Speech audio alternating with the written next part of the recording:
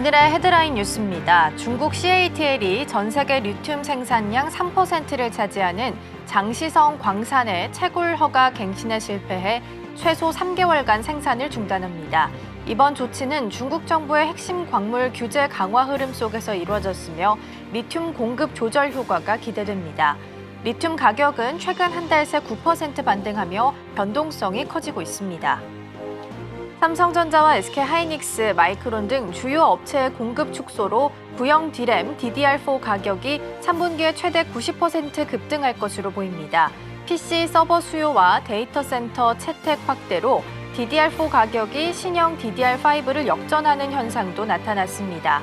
모바일용 LPDDR4X도 10년 만에 최대폭 상승이 예상되며 공급 불안이 이어지고 있습니다. 국내 증시 상승세 속에 공매도 순보유 잔고가 4개월 만에 3배 늘며 14조 원을 넘어섰습니다. 대기자금 성격의 대차 잔고도 100조 원에 육박해 종목별 변동성 확대 가능성이 제기됩니다. 한미반도체, SKC, 호텔신라, 에코프로 등에서 공매도 비중이 높게 나타났습니다. 트럼프 대통령이 15일 푸틴 대통령과 회담 뒤 젤렌스키 우크라이나 대통령과의 정상회담을 추진한다고 밝혔습니다. 트럼프 대통령은 일부 영토 교환 가능성을 언급했으나 젤렌스키 대통령은 영토 양보는 불가라며 강하게 반발했습니다. 유럽연합과 주요 정상들도 회담 참여와 러시아 압박 강화를 요구하고 있습니다. 시청자 여러분 안녕하세요. 여러분의 성공 투자를 응원합니다. 출발 증시와이드 2부 시작합니다. 진행의 이가은입니다. 어제 뉴욕 증시는 하락하면서 마감을 했습니다. 매크로 지표에 조금씩 예민해지고 있는 시장인데요. 오늘 밤에 발표될 CPI 지수 발표를 앞둔 상황 속에서 경계감이 짙은 모습이었습니다. 이런 가운데 미국은 중국과 관세 협상에 있어서 90일간 연장하기로 결정을 내린 상태고요. 어제 전해드린 대로 엔비디아와 AMD는 중국 쪽에 칩을 팔 때 이 수익의 15%를 미국에 주기로 약속을 했습니다. 미국 IB들도 이에 대해서 굉장히 이례적인 일로 평가를 좀 하고 있는 상황인데요. 어쨌든 이 소식으로 반도체주에 있어서 변동성이 생겼기 때문에 오늘 우리 시장 개장한 후에는 어떤 흐름을 이어가게 될지 같이 체크해 보도록 하겠습니다. 자, 그럼 이어서 오늘 저희가 준비한 코너 소개해 드리도록 하겠습니다.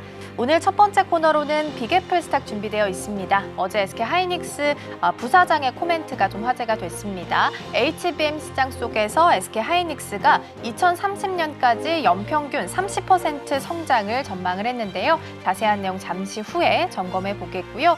두 번째 코너로는 넥스트 트레이딩 준비되어 있습니다.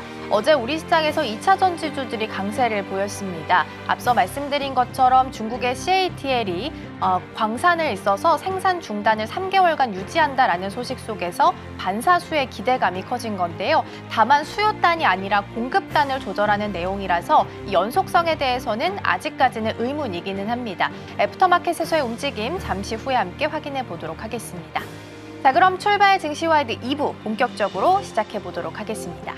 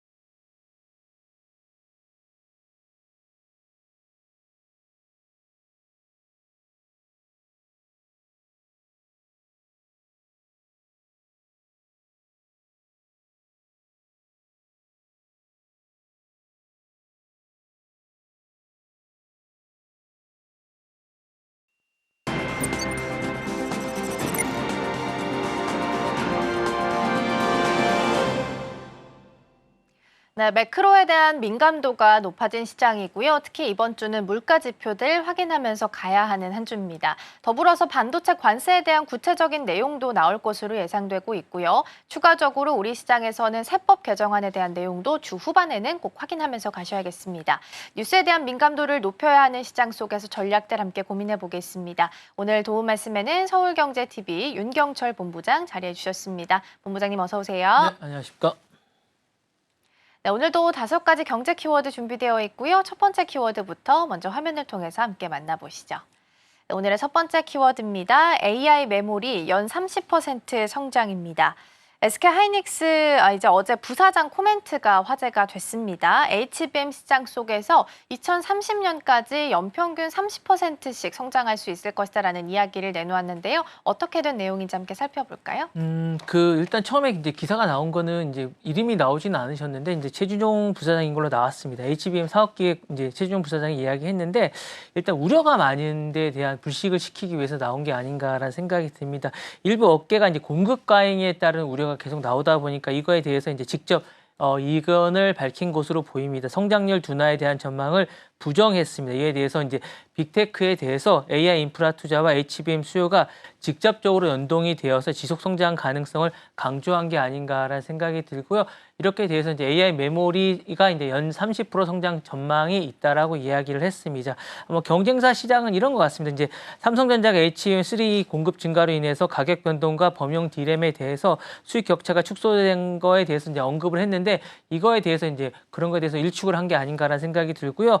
시장 점유율에 대해서도 이제 걱정할 필요가 없다라고 이야기를 했습니다. 그리고 이제 HBM4에 대한 전략도 이제 HBM 시대에 대해서 이제 HBM4는 이제 고객 맞춤형 설계가 중요하다라고 이야기를 하면서 향후에 SK 하이닉스는 요거에 대해서도 TSMC에 협력을 해서 향후에 이제 성장 가능성이 많다라고 이야기했습니다. 그래서 자신감을 내비쳤고요. 향후에 더욱 발전될 것이다라고 이야기를 했습니다. 이렇게 이야기하면서 근거도 제시를 했습니다. AI 투자가 이꼬르 이제 HBM 수율로 직결되면서 향후에 수요가 훨씬 많이 있을 거다라고 이야기를 했습니다. 그리고 이제 HBM4는 맞춤 제작 시대라고 이야기를 하면서 예전처럼 이제 똑같은 제품이 아니라 고객마다 성능이나 전력이랑 이런 것들이 설계가 필요할 것이면서 보다 많은 수요가 있을 것이다라고 얘기를 했고요. TSMC의 이제 협력도 이렇게 얘기를 했습니다. 복잡한 HBM4가 이제 부품마다 제작을 하게 되고 세계 1위 어쨌든 TSMC 협력을 하면서 파운드리 함께 진행하면서 기술이라든가 품질이라든가 경쟁이 복잡하면서 강화되지 않을까라고 이야기를 했습니다. 이렇게 되면서 이제 수요가 증가하면서 이제 30% 이상 증가하게 될 것이다라고 이야기를 했습니다. 네, 연평균 30% 이상씩의 성장을 전망했다라는 부분 좀 살펴봤습니다. 근데 이제 HBM에 있어서는 여전히 수요가 좀 탄탄하긴 하지만 앞으로는 시장에서 경쟁이 좀 격화될 거기 때문에 공급자 우위 시장에 있어서 독점 프리미엄은 살짝 깨질 수도 있다라는 우려감은 나오고 있는 상황이긴 합니다. 어쨌든 연 30%라는 정확한 수치가 나온 상황 속에서 이걸 유지시키기 위해서는 어떤 조건들이 좀 필요하게 될까요? 말씀하셨던 대로 이제 그게 하기 위해서는 일단 AI 투자가 지속적으로 있어야겠죠. 빅테크죠. 이제 엔비디아라든가 구글이라든가 MS라든가 이제 이런 아마존 같은 것들이 이제 서버라든가 데이터 센터의 투자가 매년 증가해야 된다는 전제 조건입니다.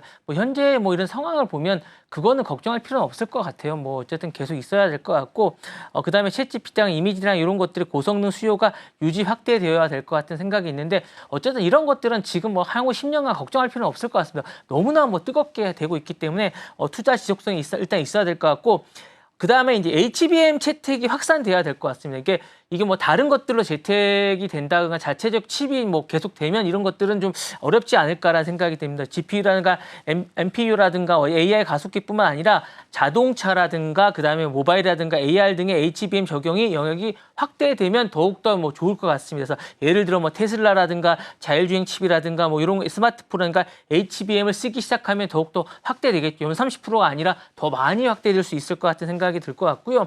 생산이라든가 어쨌든 역량 확충도 돼야 될 것 같습니다. 실리콘 관동 전극이라든가 적층이라든가 이런 설계 고난도 어쨌든 그 공정에서도 품질 양정성이라든가 이런 능력을 확충하면 더욱더 확산되지 않을까라는 생각이 들고요. 그 다음에 이제 가격이 약간 요즘 좀 비싼데 이런 것들이 수익성 균형이 좀 맞춰지면 더욱더 이런 것들이 어쨌든 현실적으로 좀 더 이제 안정화되지 않을까라는 생각이 듭니다. 물론 이런 데에 대한 리스크도 좀 있습니다. 이제 공급 부족이 좀 되는데 이런 것들도 어쨌든 맞춰줘야 될 것 같고요. 원가 부담이 좀 있습니다. HBM4 같은 경우에는 베이스 단위 맞춤형 설계라든가 이런 것들이 제조 난이도나 비용이 급상승하고 있는 건데 이런 것들을 어떻게 이제 우리가 맞출 수 있나에 대한 것들이 어쨌든 관건인데 이런 것들이 좀 있는데 이런 것들을 향후에 어떻게 이제 극복할 수 있는지가 관건이 아닐까라는 생각이 듭니다. 네, 오늘 아침에 나왔던 키움 쪽의 HBM 관련한 리포트를 좀 보면요. 현재 HBM 시장에서 하이닉스가 50% 정도 점유율을 차지하고 있는데 2026년 되면 14% 정도 추가적으로 가져갈 수 있을 것으로 예상을 합니다. 다만 이제 주목할 부분은 그동안 HBM 시장에서 파이를 차지하지 못했던 삼성전자가 퀄테스트 통과하고 되면 로드맵을 따라가게 된다면 2026년에는 105% 정도 시장 파이가 좀 증가할 수 있다라는 이야기가 나오고 있어서 탑픽으로는 일단 삼성전자를 제시하고 있으니까 이 부분도 투자하실 땐 같이 참고해 보시면 좋겠습니다. 첫 번째 키워드 마무리하고요. 두 번째로 함께 넘어가 보시죠. 네, 오늘의 두 번째 키워드입니다. 소프트뱅크 미국 상장이고요. 소프트뱅크가 간편 결제 서비스 관련한 자회사 페이페이를 두고 있는데 이 페이페이를 두고서 IPO를 추진한다라는 이야기가 나왔습니다. 미국 증시에 좀 상장에 도전하는 듯한 움직임인데요. 어떤 내용인지 살펴볼까요? 일단 뭐 소프트뱅크 직접 하지 않고 이제 자회사를 통해서 하는 게 약간 이채롭긴 한데요. 소프트뱅크가 이제 간편 결제라고 이제 페이팔 같은 그런 것들을 간편 결제 1위 자회사입니다. 페이페이에 이제 IPO를 추진하고 있고요. 주관사는 어쨌든 골드만삭스와 JP모건 체이스와 이제 함께 합니다. 이런 것들을 하고 예상 규모는 한 20억 달러 정도로 할 것 같고요. 4분기에 이제 할 것 같습니다. 그래서 이런 부분을 하게 될 것 같고 이용자가 상당히 많습니다. 6,800만 명 정도 되고 간편 결제 외에 은행이라든가 신용카드 금융 서비스를 하게 됩니다. 의미가 상당히 있을 것 같은데요. 현금 선호가 원래 이제 일본은 우리나라랑 좀 다릅니다. 일본에 가서 보시면 카드 결제가 안 되는 데가 상당히 많습니다. 그래서 카드 결제 안 되고 상당히 당황한 시기가 많은데 현금 선호가 강했던 일본에서 모바일 결제 확산에 아마 기여하지 않을까라는 생각이 들고 소프트뱅크는 과거에 이제 ARM IPO를 성공시켰던 경험이 있기 때문에 이번에도 이렇게 하게 되면 어쨌든 이 부분이 상당히 의미가 있을 것 같고 지배 구조에 이제 중간 회사가 있는 비홀딩스가 있는데 이런 소송이 되기 때문에 이런 것들을 통해서 하게 됐다라는 생각이 들 것 같고 미국 진출을 통해서 어쨌든 현금 자본 동원 능력을 갖추게 된다라는 게 좀 의미가 있을 것 같고 이 자금을 바탕으로 이제 향후에 이제 스타게이트의 자금을 좀 마련한다는 의미가 좀 있을 것 같은 생각이 듭니다. 그래서 이런 것들을 통해서 어쨌든 지배권 유지를 하면서 향후에 뭔가 의미 있는 것들을 좀 찾게 되지 않을까라는 생각이 듭니다. 네. 네, 미국의 이제 자회사를 통해서 소프트뱅크가 IPO에 도전한다라는 내용들 좀 살펴보고 있습니다. 그러면 미국에 만약에 상장에 성공을 하게 된다면 소프트뱅크가 모회사기 때문에 재무 구조나 향후 투자 전략에 있어서도 다양한 변화가 생길 수 있지 않을까 싶은데요. 어떤 부분들을 좀 예상할 수 있을까요? 말씀하셨던 대로 일단 간편 시장 경쟁이 좀 심화되지 않을까라는 생각이 들어요. 이제 IPO 확보된 어떤 자금으로 어쨌든 마케팅 포인트에 대해서 이제 라인페이라든가 라쿠텐페이 같은 것들의 경쟁사들과 이제 압박을 계속하게 될 것 같은 생각이 있습니다. 이런 부분들에서 이제 일본 시장과 이제 미국 시장을 동시에 이제 압박하게 되지 않을까라는 생각이 들고요. 어쨌든 뭐 소프트뱅크가 기술이 상당히 좋기 때문에 기술 서비스 고도화가 있을 것 같고 일본 시장도 이제 현금 부분에서 많이 없어질 것 같습니다. 그러니까 현금을 많이 쓰는, 그러니까 고령화가 되면서 이런 것들을 많이 안 쓰게 됐는데 이 부분도 이제 많이 없어지게 되지 않을까라는 생각이 들고 글로벌 시장도 진출하게 될 것 같은 생각이 듭니다. 그래서 이 부분도 아마 핀테크 시장에서 많은 변화가 있을 것 같고요. 그 다음에 이 부분을 가지고 아까 제가 말씀드렸다시피 스타게이트 자금도 이제 상당히 많이 충당하지 않을까라는 생각이 들어서 이 부분에 대해서 이 부분도 상당히 변화가 있을 것 같은 그런 생각이 좀 듭니다. 네. 네, 소프트뱅크 뉴욕 IPO 관련한 내용들 두 번째 키워드로 살펴봤고요. 다음 키워드 넘어가 보겠습니다. 네, 오늘의 세 번째 키워드입니다. 트럼프 노숙자 전쟁이고요. 트럼프 대통령이 이제 워싱턴 DC의 노숙자나 범죄자들을 대상으로 해서 전쟁을 선포했다라는 외신 보도가 나왔습니다. 어떤 내용인지 점검을 좀 해볼까요? 예, 일단 그 트럼프 대통령이 노숙자를 이제 몰아내는 부분은 상당히 좀 의미가 있는 건 이게 홍보 효과가 좀 상당히 좋습니다. 왜냐하면 워싱턴 DC를 더 안전하게 아름답게 만들자라고 이제 노수자 말소 계획을 밝혔는데 이 부분은 이제 여러 번 다른 지역은 좀 했었어요. 그러니까 캘리포니아 지역도 좀 하고 이랬었는데 자신이 어쨌든 정치적으로 하는 이 부분에 대해서 수도에서 멀리 떨어진 거주 시설로 보내고 범죄자는 어쨌든 감옥으로 수감하겠다라고 이야기를 하고 있습니다. 그래서 국경 차단이 불법 이민 단속 사례를 언급하면서 수도도 같은 방식으로 이제 다루겠다라고 이야기를 하고 있습니다. 물론 인권 문제가 다루고 있다라는 부분이 이제 이야기가 되고 논란이 되고 있지만 이 부분은 나중에 다루겠다라고 이야기를 하고 있으면서 워싱턴 DC에 이제 노숙자 텐트촌이 있고 불결한 환경이라든가 범죄 증가에 대해서 지적을 하고 있습니다. 어쨌든 미국은 이 노숙자 문제가 상당히 약간 이슈가 되고 있습니다. 이 부분을 잘 안 다루고 있고 이제 여러분들도 미국 가시면 아시겠지만 그냥 자동차를 닦아주면서 돈을 요구하거나 구걸하는 행위가 상당히 많은데 이 부분은 어쨌든 해결하겠다라는 얘기를 하고 있고 이렇게 함으로써 어쨌든 강력한 대통령이라든가 이런 이미지를 아마 이번에 좀 하겠다라는 얘기를 좀 하고 있는 거 아닌가라는 생각이 드는데요. 추진 계획은 이렇습니다. 11일 백악관에서 범죄와 환경 미화 관련 기자회견을 열어서 구체적인 이 부분에 대해서 이제 이야기를 하겠다는 생각을 좀 하고 있습니다. 그래서 이 부분을 발표를 했고요. 어쨌든 필요시 도시와 연방 환경 명방하는 경고를 하고 있습니다. 또 이제 지난달에 노숙자 텐트촌을 철거해서 이송 행정면을 이미 서명을 했습니다. 그래서 이런 부분을 함께 하겠다라고 이제 결과를 했고요. 요 부분에 대해서는 자신의 어쨌든 강경한 이미지를 어쨌든 문제를 다시 하고 있고 정치적 메시지는 이런 겁니다. 어쨌든 노숙 문제를 법과 질서를 이슈화해서 자신의 강경 리더를 이미지화하겠다는 생각을 하고 있고 과거에도 국경 문제를 어쨌든 해서 자신의 어쨌든 이미지를 강경화했던 것과 마찬가지로 불법 이민, 범죄 노숙을 묶어서 단호한 대통령, 강력한 대통령을 다시 한 번 더 강조한 게 아닌가라는 생각이 듭니다. 네, 확실하게 트럼프 대통령은 노숙자나 범죄자에 대해서는 강한 대처를 좀 보여주고 있는 상황입니다. 만약에 노숙자 강제 이주와 관련한 정책들이 펼쳐지게 된다면 실제로 범죄율과는 어떤 연관성을 갖게 될지 부작용은 없을지도 좀 우려가 되긴 하거든요. 어떻게 보실까요? 단기적으로는 이제 범죄 가능성에 대해서 효과가 좀 있을 것 같아요. 왜냐하면 이제 샌프란시스코나 뉴욕의 사례를 한번 좀 지켜보면 이럴 것 같아요. 뉴욕이 이제 1990년대 지하철 중심으로 노숙자를 강하게 해서 단기적으로 상당히 개선된 사례가 좀 있습니다. 그래서 거리와 환경에서 크게 개선이 됐고요. 관광객이 늘고 도시 이미지가 좋아졌습니다.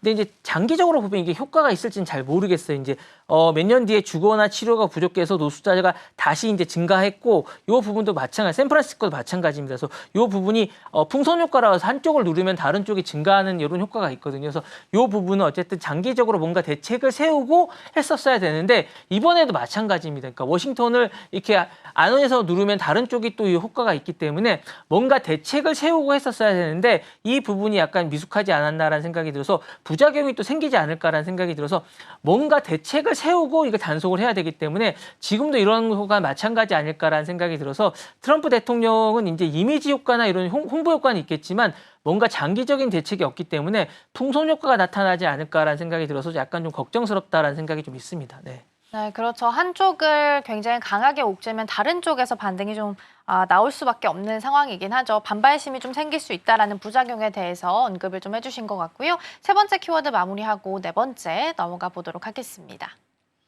네, 오늘의 네 번째 키워드입니다. 중국 매출 15% 미국 정부로라는 키워드고요. 엔비디아랑 AMD가 다시 한번 이제 중국 쪽에 칩을 수출을 하게 됐는데 그때 이제 수출을 하면서 남는 수익의 15%는 미국 정부에게 주는 것으로 합의가 됐습니다.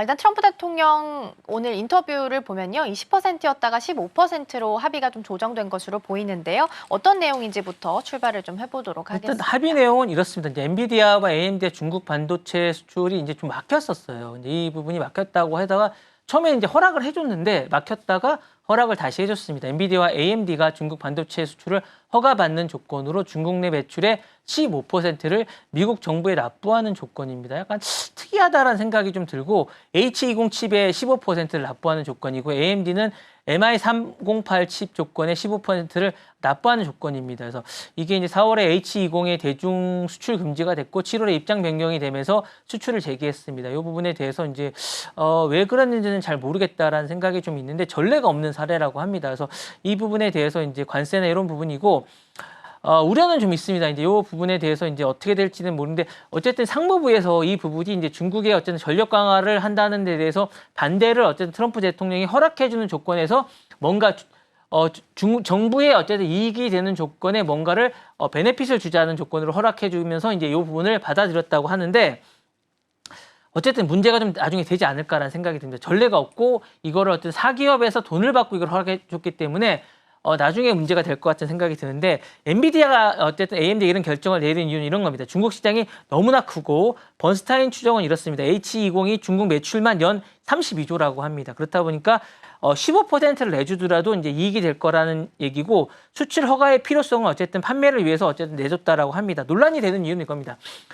그렇더라도 이걸 돈을 받고 내주더라도 정말로 이게 내줄 필요가 있었느냐라는 문제가 되는 겁니다. 국가안보에 필요를 한다면 돈을 받고 내준 행위는 매국 행위가 아닌가라는 논란이 되고 있는 거고요. 정책의 일관성이 또 문제가 있습니다. 4월에는 안 낸다고 했다가 이걸 돈을 받고 내줄 수 있냐라는 게 이제 논란의 문제가 되는 거고요. 그다음에 전례가 없는 선례이기 때문에 문제가 되지 않을까라는 생각이 있고 그다음에 외교적 메시지가 또 있는 겁니다.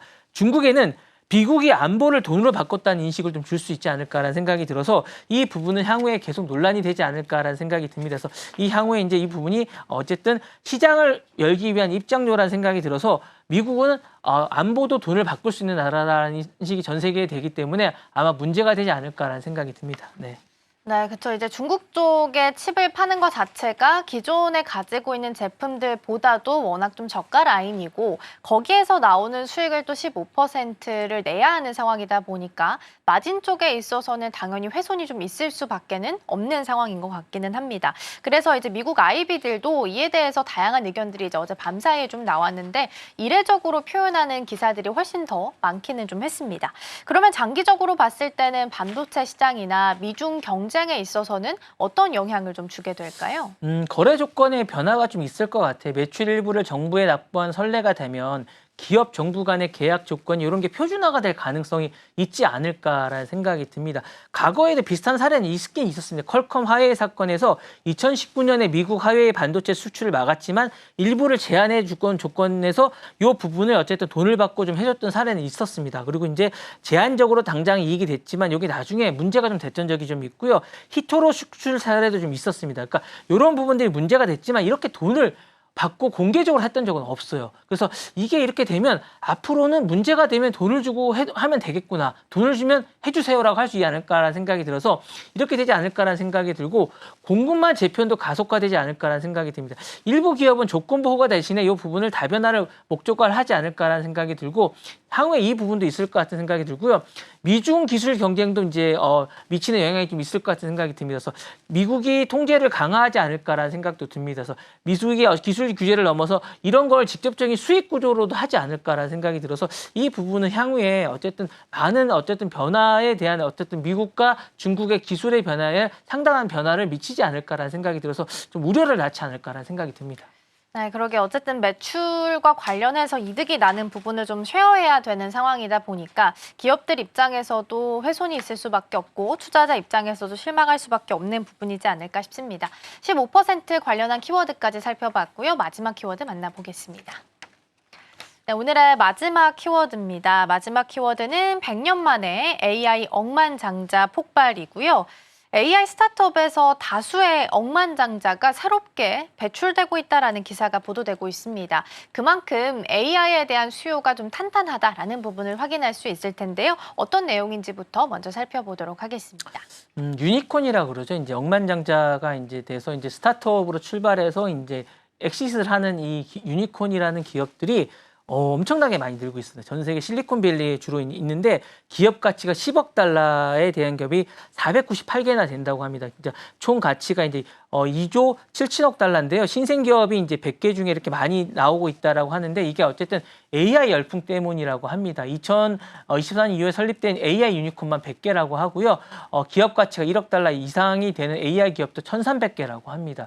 이게 대표적인 사례는 이렇습니다. 이제 오픈AI 출신의 미라 무라티라고 하는 이 CEO는 이런데요. 2024년 2월에 설립한 기업인데 싱킹 머신랩인데 기업 가치가 1,200달러라고 합니다. 지금 왼쪽에 보이시는 분이시고요. 엔스로픽은 기업 가치가 1,700억 달러입니다. 3월 대비해서 3배 증가했습니다. 그래서 이렇게 많이 하고 애니스피어 기업 가치는 200억 달러 정도 된다고 하는데 올해 이제 25세입니다. 그러니까 이게 상당히 부럽다라고 말씀드릴 수밖에 없는데 어쨌거나 이렇게 빨리 이제 CEO들이 이제 한 거에 대해서는 AI 때문입니다. AI 열풍 때문이라고 하는데 이런 다 CEO들이 다 지역적으로는 이제 엘도라도라고 이제 팔도에드라고 여기 있는데 샌프란시스코와 이제 실리콘밸리에 다 집중돼 있습니다. 그러니까 AI와 어쨌든 스타트업의 부에 집중돼 있고요. 그다음에 2024년도 실리콘밸리에 벤처 투자금이 다 몰리고 있다라고 말씀드리고 싶습니다. 그러니까 이런 것들이 다 AI에 이제 몰려 있다라고 하고 있고 이렇게 된 이유는 이제 뭐 AI 기술과 폭발적인 상업화에 다른 게 아닌가라는 생각이 듭니다. 이런 것들이 있고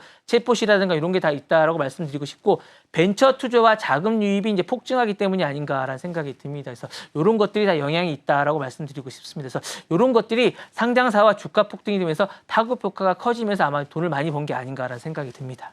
그러게요. 수요가 워낙 이쪽에서 좀 탄탄하게 나오고 있다 보니까 AI랑 관련된 내용들을 다루고 있는 기업들의 실적도 좋아지고 있고 그 속에서 다수의 억만장자가 배출되고 있다는 부분에 대해서 짚어주셨습니다.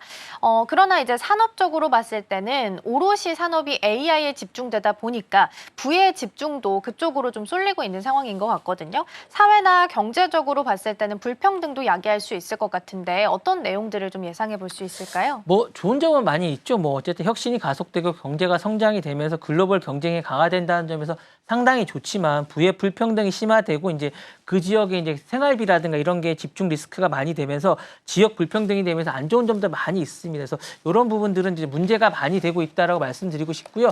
이렇게 되면서 이제 여러 가지로 이제 많은 문제가 나오고 있습니다. 그래서 이런 것들인데 과거의 분과도 약간 좀 비교해 볼 필요가 좀 있을 것 같아요. 그러니까 이게 이제 예전에 산업혁명이라든가 이제 닷컴 붐과 좀 비교해 보면 이런 것들도 좀 있습니다. 이런 것들이 좀 있고요. 긍정적인 영향도 많이 있습니다. 투자나 일자리 확대라든가 세수 증가라든가 기술 발전 가속은 많이 되고 있습니다. 다만 부정적인 영향을 아까 말씀하셨던 대로 계층의 격차가 확대가 되고 있고 생활비가 폭등이 되고 있고 사회적 불만이라든가 정치와 지역 격차가 많이 되고 있는데 이 부분은 상당히 좀 문제가 되고 있지 않은가라는 생각이 들고 있습니다. 근데 이런 부분에서 그다음에 산업혁명과 이 부분에 대해서는 약간 다른 게 좀 뭐라냐면 다른 점은 이런 겁니다. 부의 편중이라든가 산업혁명과 어쨌든 닷컴 버블이 있었는데 이 부분과는 초기의 성공이라든가 투자자의 막대한 독점을 하고 있는 부분은 비슷하지만 이 부분이 다른 점은 이런 겁니다. 속도라든가 과거에 비해서 훨씬 짧지만 부의 창출이라든가 이런 부분들은 약간 다르다고 말씀드리고 싶고요. 예전에 산업혁명이나 닷컴은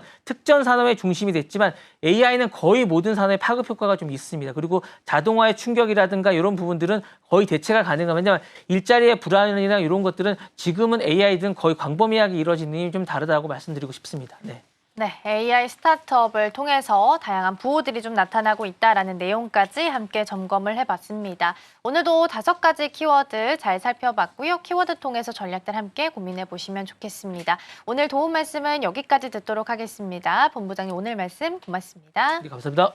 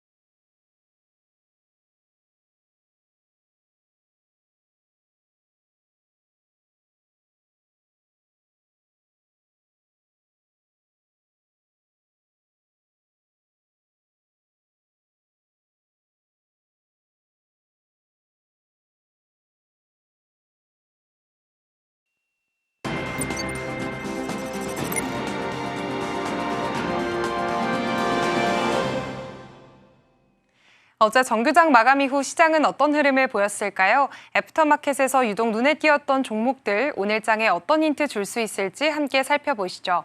먼저 상승률 상위 종목부터 살펴보겠습니다.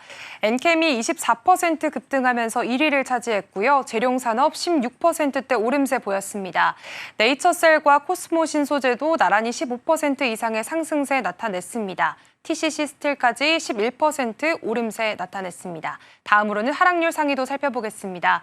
달바 글로벌 19%로 낙폭이 큰 모습이고요. 실리콘투도 18% 빠지는 흐름이 이어졌습니다. DL 13%대, 코오롱인더는 10%대 하락세 보였고요. 코스맥스도 9%대 조정받는 흐름이 보여졌습니다.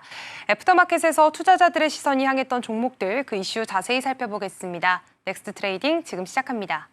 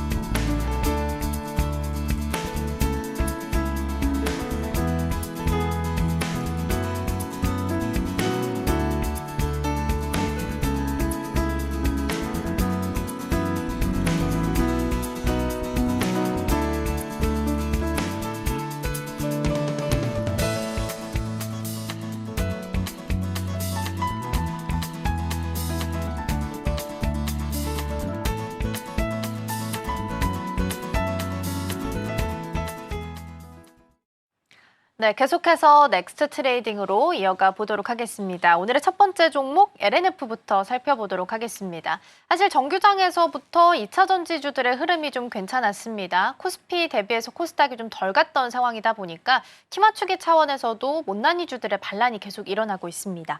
2차 전지주 흐름 괜찮았었고 그중에 LNF는 애프터마켓에서 10% 넘게 오름세를 시연을 했습니다. 어떤 내용인지 먼저 살펴볼까요?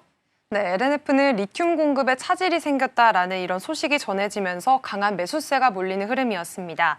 세계 최대 배터리 회사인 CATL이 중국 장시성에 있는 젠샤워 광산의 채굴을 최소 3개월 동안 멈추기로 했는데요. 이 광산은 전 세계 리튬 생산량의 3% 정도를 차지하고요. 중국 안에서는 탄산 리튬 공급의 12% 이상을 맡고 있는 굉장히 중요한 곳입니다. 이번에 채굴 허가가 연장되지 않으면서 생산이 중단된 건데요. 업계에서는 중국 정부가 너무 많이 또 너무 싸게 만드는 과잉 경쟁을 잡기 위해서 공급을 줄이려는 움직임이라고 보고 있습니다. 이 소식이 전해지면서 지난주 중국 선물 시장에서 리튬 가격이 9%나 급등을 했고요. 해외 리튬 관련 기업 주가도 동반 상승하는 흐름을 가졌습니다. 그리고 그 영향이 어제는 국내 2차 전지 소재주에도 번지면서 LNF 주가도 크게 오른 건데요. 특히 LNF는 니켈 복합계 양극재 기술을 이미 양산 단계까지 끌어올렸고 최근에는 LFP 양극재 생산 준비도 하고 있어서 리튬 수급 불안의 수혜주로 주목을 받게 됐습니다. 네, 일단 전반적으로 중국 쪽에서 생산 중단 이야기가 나오면서 우리 기업들이 반사 수혜를 받지 않을까라는 게 가장 큰 골짜기는 했습니다. 그런데 이제 문제는 수요에서 해결되는 게 아니라 공급단의 조절에서 일어나고 있는 거기 때문에 연속성에 대한 부분을 조금 더 고민을 해볼 필요는 있어 보이긴 합니다. 이번에 리튬 가격이 일단 급등이 나오게 됐는데 이게 LNF가 가지고 있는 사업 구조랑은 어떻게 연결이 좀 되는 걸까요? 네, 일단 이 핵심은 리튬이 양극재 필수 원료라는 점에 있는데요. 양극재는 배터리 성능과 가격을 결정하는 핵심 부품인데 리튬이 없으면 만들 수가 없습니다. 이번에 가격이 오른 탄산 리튬은 니켈과 코발트, 망간이 들어가는 NCM 계열이든 또 LFP 계열이든 모두 필요한 소재입니다. 공급이 줄어서 가격이 오르게 된다면 관련 소재를 안정적으로 공급할 수 있는 기업이 시장에서는 더 주목을 받게 되는 거고요. 또 LNF는 기존의 강점을 가진 NCM 양극재뿐만 아니라 LFP 양극재 양산 준비도 하고 있습니다. 특히 SK온과 북미 LFP 공급 계약을 맺으면서 미국 시장에서 중국을 대체할 수 있는 공급처로 포지션을 잡아나가고 있는데요. 미국이 중국산 배터리 소재에 높은 관세를 유지하는 현재 상황에서는 이런 공급망 경쟁력이 투자자들의 기대를 함께 키웠습니다. 네, 일단 LNF 오늘은 한 2.5% 정도 하락세 현재 프리마켓에서 나타나고 있습니다. 2차 전지하면 또 ESS 쪽도 빼놓을 수가 없죠. 보통 이제 LFP 배터리를 사용해서 주로 만들게 되는데 전해액을 한 1.5배 정도 더 많이 사용하는 경향이 있습니다. 그래서 어제는 엔캠 같은 종목들도 강세를 좀 보였었는데 이런 흐름도 추가적으로 함께 좀 살펴보시면 좋지 않을까 싶습니다. 일단 2차 전지주 전반적으로 프리마켓에서는 좀 내리고 있고요. 반대로 엔캠 같은 종목들 소재단에서는 2%대 강세 반대로 좀 보이고 있습니다. 자, 두 번째 종목 두산 에너빌리티로 넘어가 보도록 하겠습니다. 조방원 중에서 조선 방산 좀 쉬어가고 원전은 그래도 힘을 좀 유지하면서 어제 정규장에서의 흐름 보였습니다. 애프터마켓에서도 4% 넘게 오름세를 시현했는데요. 상승 배경부터 먼저 살펴보겠습니다. 네, 어제는 원전과 SMR에 대한 기대감이 다시 한번 주가를 끌어올린 모습이었습니다. 어제 이재명 대통령이 베트남과의 원전 협력을 공식적으로 언급을 했고요. 동시에 정부가 SMR 1기 도입을 본격적으로 추진한다는 소식이 함께 전해졌습니다. 대통령은 베트남 최고 지도자와 정상회담에서 원전뿐만 아니라 고속철, 첨단 기술, 스마트시티 같은 대형 인프라 협력도 논의했는데요. 업계에서는 이런 흐름이 앞으로 해외 원전 수주를 확대하는 발판이 될 수 있다고 보고 있습니다. 또 정부가 올해 안에 신규 원전 2기와 SMR 1기 착수 여부를 결정할 가능성이 거론이 되면서 원전 정책에 속도가 붙을 수 있다는 기대가 커졌습니다. 두산 에너빌리티는 SMR 부분에서만 올해 약 5천억 원 규모 수주를 목표로 하고 있고요. 대형 원전과 SMR을 함께 사업 축으로 키워나가고 있는 만큼 이런 여러 가지 요인들이 동시에 호재로 작용을 했습니다. 일단 기대하고 있는 국내 모멘텀을 보면 신규 원전 2기, SMR 1기 도입에 대한 기대감이 좀 남아있는 상황이고요. 내일이죠. 13일 날 이제 국정위원회에서 국정과제를 발표할 예정이고 여기에 포함이 될 수 있을지 그 분수령을 오늘, 내일 좀 지켜보시면 좋지 않을까 싶습니다. 여러 가지 요인들이 좀 있고요. 특히나 사업 구조를 봤을 때는 SMR에 대한 기대감이 같이 자주 거론되고 있는 상황입니다. 어제 좀 많이 보셨던 것 중에 하나가 뉴스케일 파워라는 단어가 아닐까 싶은데요. 이 기업과는 어떤 연관성이 좀 있었을까요? 네, 일단 두산 에너빌리티는 기존에 대형 원전 주기기를 제작해 왔었습니다. 여기에 SMR 모듈 제작까지 영역을 넓혀나가고 있는 상황인데요. 현재 협력 중인 뉴스케일 파워가 지난 5월에 77메가와트급 모듈 설계 인가를 받았고 이후 미국의 전력회사나 빅테크 기업들과 구체적인 계약을 논의 중에 있습니다. 업계에서는 빠르면 올해 하반기, 늦어도 내년 초쯤에는 계약이 성사될 가능성이 높다고 보고 있는데요. 또 뉴스케일 파워뿐만 아니라 엑스에너지, 테라파워처럼 여러 SMR 설계사와도 협력을 하고 있기 때문에 앞으로 수주 가능성이 더 넓어질 것으로 예상이 되고 있습니다. 증권가의 전망을 살펴보면 두산에너빌리티의 SMR 매출은 2026년 2천억 원에서 3천억 원 정도로 시작을 해서 2030년에는 3조 원을 넘길 것으로 보고 있습니다. 정부의 원전 도입 속도가 계속해서 빨라지게 된다면 그동안 미뤄왔던 SMR 전용 생산 라인 투자도 본격화될 수 있을 텐데요. 정책과 기술 그리고 설비 투자가 맞물리게 되면 장기적인 성장세가 이어질 가능성이 크다는 점에서 이번 주가 상승은 단순한 단기 반응으로만 보긴 어렵습니다. 네, 두산 에너빌리티가 원래 이제 한 1,300억 원 정도 뉴스케일 파워에 지분 투자를 한 바가 있습니다. SMR 지분 기술과 관련해서 확보를 위해서 지분 투자를 했었고 이에 대한 결실이 지금 맺어지고 있다라고 보시면 되겠습니다. 뉴스케일 파워가 이제 하반기에 미국 빅테크 기업과 계약을 체결할 가능성이 거론되면서 두산 에너빌리티도 같이 수혜를 받을 것이다라는 흐름으로 이어가고 있다라고 이해해 보시면 되겠습니다. 오늘 지금 넥스트 트레이드 기준으로는 0.72% 정도 강보합 지키면서 흘러가고 있는 상황입니다. 다음 종목으로 SK 하이닉스도 이어서 함께 살펴보도록 하겠습니다. 애프터마켓에서 지금 주가가 4% 넘게 올랐었는데요. 상승 배경부터 먼저 체크를 좀 해볼까요? 네, SK하이닉스는 HBM 시장에 대한 기대감이 다시 한번 살아나면서 주가가 어제 좀 올랐습니다. 그동안 SK하이닉스는 엔비디아에 사실상 단독으로 공급을 하면서 시장 점유율 50%를 지켜왔는데요. 올해 들어서 삼성전자 그리고 마이크론뿐만 아니라 중국과 대만 업체까지 경쟁에 가세하게 되면서 예전처럼 독주하기는 어려운 상황이 됐습니다. 그럼에도 불구하고 시장 전체는 2030년까지 해마다 30%씩 성장할 거라는 전망이 나왔습니다. SK하이닉스도 내년 HBM 매출이 올해보다 30% 늘어날 것으로 보고 있는데요. 특히 올해 상반기에는 HBM3 12단을 엔비디아에 독점 공급을 했고 차세대 HBM4 샘플도 이미 납품한 상태입니다. 여기에 미국이 엔비디아의 저사양 AI 칩 H20의 중국 수출을 허가하면서 중국 빅테크 기업들의 추가 수요 가능성까지 부각이 됐는데요. 결국에는 시장의 성장성과 새로운 수요 확대 그리고 기존 기술 우위가 한꺼번에 주목을 받으면서 투자 심리를 좀 자극했던 하루였고요. 여기에 HBM이 AI 반도체 사실상 필수 부품이라는 점이 다시 한번 부각이 되면서 이 중장기적인 성장성까지 재평가된 것도 주가에 힘을 보탰습니다. 그렇죠. 여전히 AI에 대한 수요는 탄탄하게 유지가 되고 있는 상황이고 그 중심에는 HBM이 서 있는 상황이기도 합니다. 여전히 내년 전망을 좀 긍정적으로 바라보고 있기는 합니다. 그래서 어떤 이유에서 이런 평가들이 나오는지도 좀 살펴보면 좋을 것 같거든요. 네, 역시나 가장 큰 이유는 시장 수요가 워낙 빠르게 늘고 있다는 점입니다. 하나투자증권 분석에 따르면 내년 SK하이닉스의 HBM 시장 점유율은 올해 64%에서 55%로 다소 낮아지고요. HBM4 가격 프리미엄도 줄어들 수가 있습니다. 그럼에도 매출은 약 282억 달러, 올해보다 30% 성장할 것으로 내다보고 있는데요. 이는 내년부터 HBM4 양산이 본격화되고 AI 반도체 수요가 크게 늘면서 점유율 하락분을 충분히 메울 수 있다고 보기 때문입니다. 또 SK하이닉스는 맞춤형 HBM 전략을 통해서 경쟁사와 차별화하고 있습니다. 고객이 원하는 성능과 전력 특성에 맞춘 제품을 제공하는 건데요.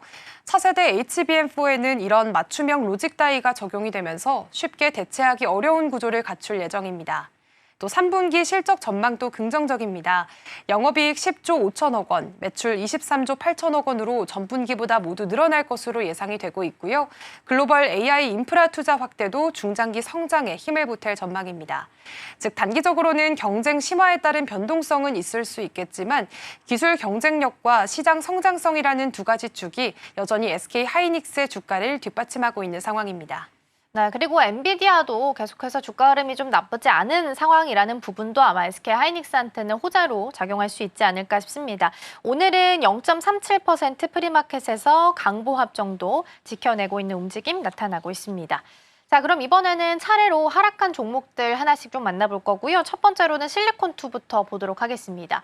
이 종목은 참 실적이 나오고 나면 바로 갭으로 떨어지는 종목 중에 하나라서 보유하고 계셨던 분들 걱정하셨을 텐데요. 마찬가지로 이분도 2분기 실적이 나오고 애프터마켓에서 좀 떨어지는 움직임 나타났습니다. 실적부터 좀 살펴볼까요?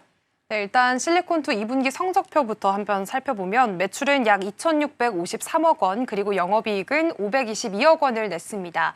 작년 같은 기간보다 매출은 46% 넘게, 또 영업이익은 34% 늘어난 건데요. 겉으로만 봤을 때는 꽤나 좋은 성적표지만 문제는 시장 기대에 못 미쳤다는 점입니다. 증권사에서는 이 매출 2,728억 원, 영업이익은 575억 원을 예상을 했는데 실제는 매출이 약 2%, 영업이익은 9% 정도나 부족했습니다. 또 매출 총이익률과 영업이익률이 작년보다 내려갔고요. 운송비와 광고비 비중은 오히려 늘어났습니다. 미국 관세 영향에다가 중동 두바이 법인 물량을 항공으로 보내는 등 물류비가 커졌고 유럽 매출이 늘어나면서 컨테이너 운송도 많아졌습니다. 여기에 스타일 코리안 10주년 행사로 인플루언서 마케팅을 진행하면서 광고비도 크게 증가했는데요. 결국에는 비용 부담과 기대치 미달이 겹치면서 실적 발표 직후에 매물이 쏟아지게 됐습니다. 네, 그래서 아마 보유하고 계신 분들 아마 복잡하셨을 것 같습니다. 일단 흐름을 좀 지켜보긴 해야겠지만 시장 반응이 이렇게까지 냉랭했던 이유를 살펴보면 어떤 부분들이 좀 있을까요? 네, 일단 핵심은 성장보다는 기대치에 좀 초점을 맞춘 것 같습니다. 유럽 매출이 140% 넘게 뛰면서 실적을 끌어올렸지만 이 한때 매출 1위였던 북미가 20% 넘게 줄었고요. 중동도 전분기보다 13%가량 매출이 감소했습니다. 특히 중동 같은 경우에는 전쟁 영향으로 인해서 통관이 지연되고 소비 심리가 위축이 된 건데요. 또 매출은 늘었는데 영업이익률은 떨어지게 되면서 이 팔면 팔수록 남는 돈이 줄어드는 것 아니냐는 우려도 시장에서 일부 나오게 됐습니다. 재고 자산이 전분기보다 35% 이상 늘어난 점도 함께 부담이 됐습니다. 회사 측은 미국과 유럽, 중동 시장에서 물량을 확보하기 위한 조치라고 설명을 했지만 투자자 입장에서는 판매 속도와 직결되는 부분이기 때문에 민감하게 반응할 수밖에 없습니다. 이날은 실리콘트뿐만 아니라 달바글로벌 또 한국콜마처럼 다른 화장품주들도 함께 하락을 하면서 업종 전반으로 부정적인 분위기가 번진 모습입니다. 네, 확실히 이번에는 실적이 잘 나오면 주가도 긍정적으로 그리고 기대치에 미치지 못하면 확실하게 냉랭한 반응이 좀 이어지고 있는 것 같습니다. 실리콘도 지금 프리마켓에서는 그래도 한 1.6% 정도 상승불이 켜져 있기는 하고요. 실리콘도 관련해서 오늘 아침에 나왔던 리포트 보면 그래도 목표가를 53,000원까지 지금 룸 한 6% 정도 열린 상태로 제시한 리포트도 있었기 때문에 이 부분도 일단 함께 참고는 해보셨으면 좋겠습니다. 다음 종목 넘어가 보겠습니다. 이번에는 DL 살펴볼 거고요. 주가가 13% 넘게 급락을 좀 했습니다. 건설업계 전반적으로 안전사고 소식들이 좀 나오고 있는데 이와 관련한 부분에 좀 영향을 받았다면서요? 네, 맞습니다. 일단 지난 8일 DLENC의 자회사인 DL건설에서 아파트 신축 현장에서 50대 근로자가 약 6층 높이에서 추락해 숨지는 사고가 있었습니다. 이 근로자는 추락 방지용 그물망을 철거하던 중이었는데요. 안전고리를 착용하지 않은 상태였던 것으로 알려졌습니다. 사고 직후 병원으로 옮겨졌지만 결국 사망을 했고 현재 경찰이 과실 여부를 조사하고 있습니다. 이재명 대통령은 업무 복귀 직후에 모든 산재 사망 사고는 최대한 빠르게 대통령에게 직보하라는 강력한 지시를 내렸고요. 반복되는 사고에 대해서는 건설 면허 취소나 공공입찰 금지 같은 고강도 제재 가능성도 함께 언급을 했습니다. 포스코 ENC 사례에서도 올해 산재 사고가 잇따르면서 전국 103곳의 공사 현장이 중단된 전례가 있었기 때문에 DL건설 역시나 규제 강화와 수주 경쟁력 약화 우려가 함께 부각이 된 건데요. DL건설은 사고 직후 모든 현장 작업을 중단하고 긴급 안전점검에 나섰고요. 대표이사와 임원진 전원이 사의를 표명했습니다. 하지만 시장에서는 이번 사건을 단순한 단발성 이슈가 아니라 건설업 전반에 상시 도사리는 구조적 위험으로 해석을 하게 되면서 어제 DL 주가에도 직접적인 압박이 됐습니다. 네, 안전사고에 대한 부담감도 있었을 거고요. 추가적으로 여천 NCC 부도 위기에 대한 소식까지 같이 겹쳐지게 되면서 악재에 악재를 더한 모습이었습니다. 당연히 주가에도 부담을 줄 수밖에 없었던 것 같긴 한데요. 어떻게 평가하고 있을까요? 네, 일단 여천 NCC는 하나솔루션과 DL케미칼이 각각 50%씩 지분을 보유한 합작사입니다. 그런데 수년간 적자가 누적이 되면서 이달 말까지 약 3,100억 원의 자금이 부족한 상황에 처했는데요. 문제는 자금 조달 수단이 사실상 모두 막혀 있다는 겁니다. 회사채 발행도 어렵고 대출도 여의치 않아서 오는 21일까지 필요한 자금을 마련하지 못하면 채무 불이행, 즉 디폴트가 불가피하다는 관측이 나오고 있습니다. 초기에는 DL이 투자에 다소 소극적인 태도를 보였지만 비판 여론이 거세지면서 자금 지원 여부를 논의하기 위해서 이사회를 열 계획이라는 소식도 함께 전해졌는데요. 이 부도 가능성은 단순히 해당 합작사의 문제를 넘어서서 모회사인 DL그룹 전체의 재무 건전성에 대한 우려로 이어질 수가 있습니다. 특히 여천 NCC가 대규모 석유화학 설비를 운영하는 만큼 운영 차질이 발생한다면 매출 감소와 공급망 차질 우려까지 커질 수 있는 상황이고요. 결국 DL 입장에서는 안전사고로 인한 규제 리스크와 함께 여천 NCC 부도 가능성이라는 재무 불확실성까지 함께 부담을 하게 되면서 어제 애프터마켓에서 13% 넘게 주가가 급락을 하게 됐습니다. 네, 지금 프리마켓에서 DL은 0.25%, DLENC는 0.23% 정도 하락세 보이고 있고요. 여천 NCC 지분을 같이 보유하고 있는 한화솔루션 같은 경우에는 한 1.5% 정도 빠지고 있다는 부분도 함께 챙겨보시면 좋겠습니다. 자, 이렇게 해서 넥스트 트레이딩은 여기서 마치도록 하겠습니다. 김고은 앵커 오늘 말씀 고맙습니다. 고맙습니다.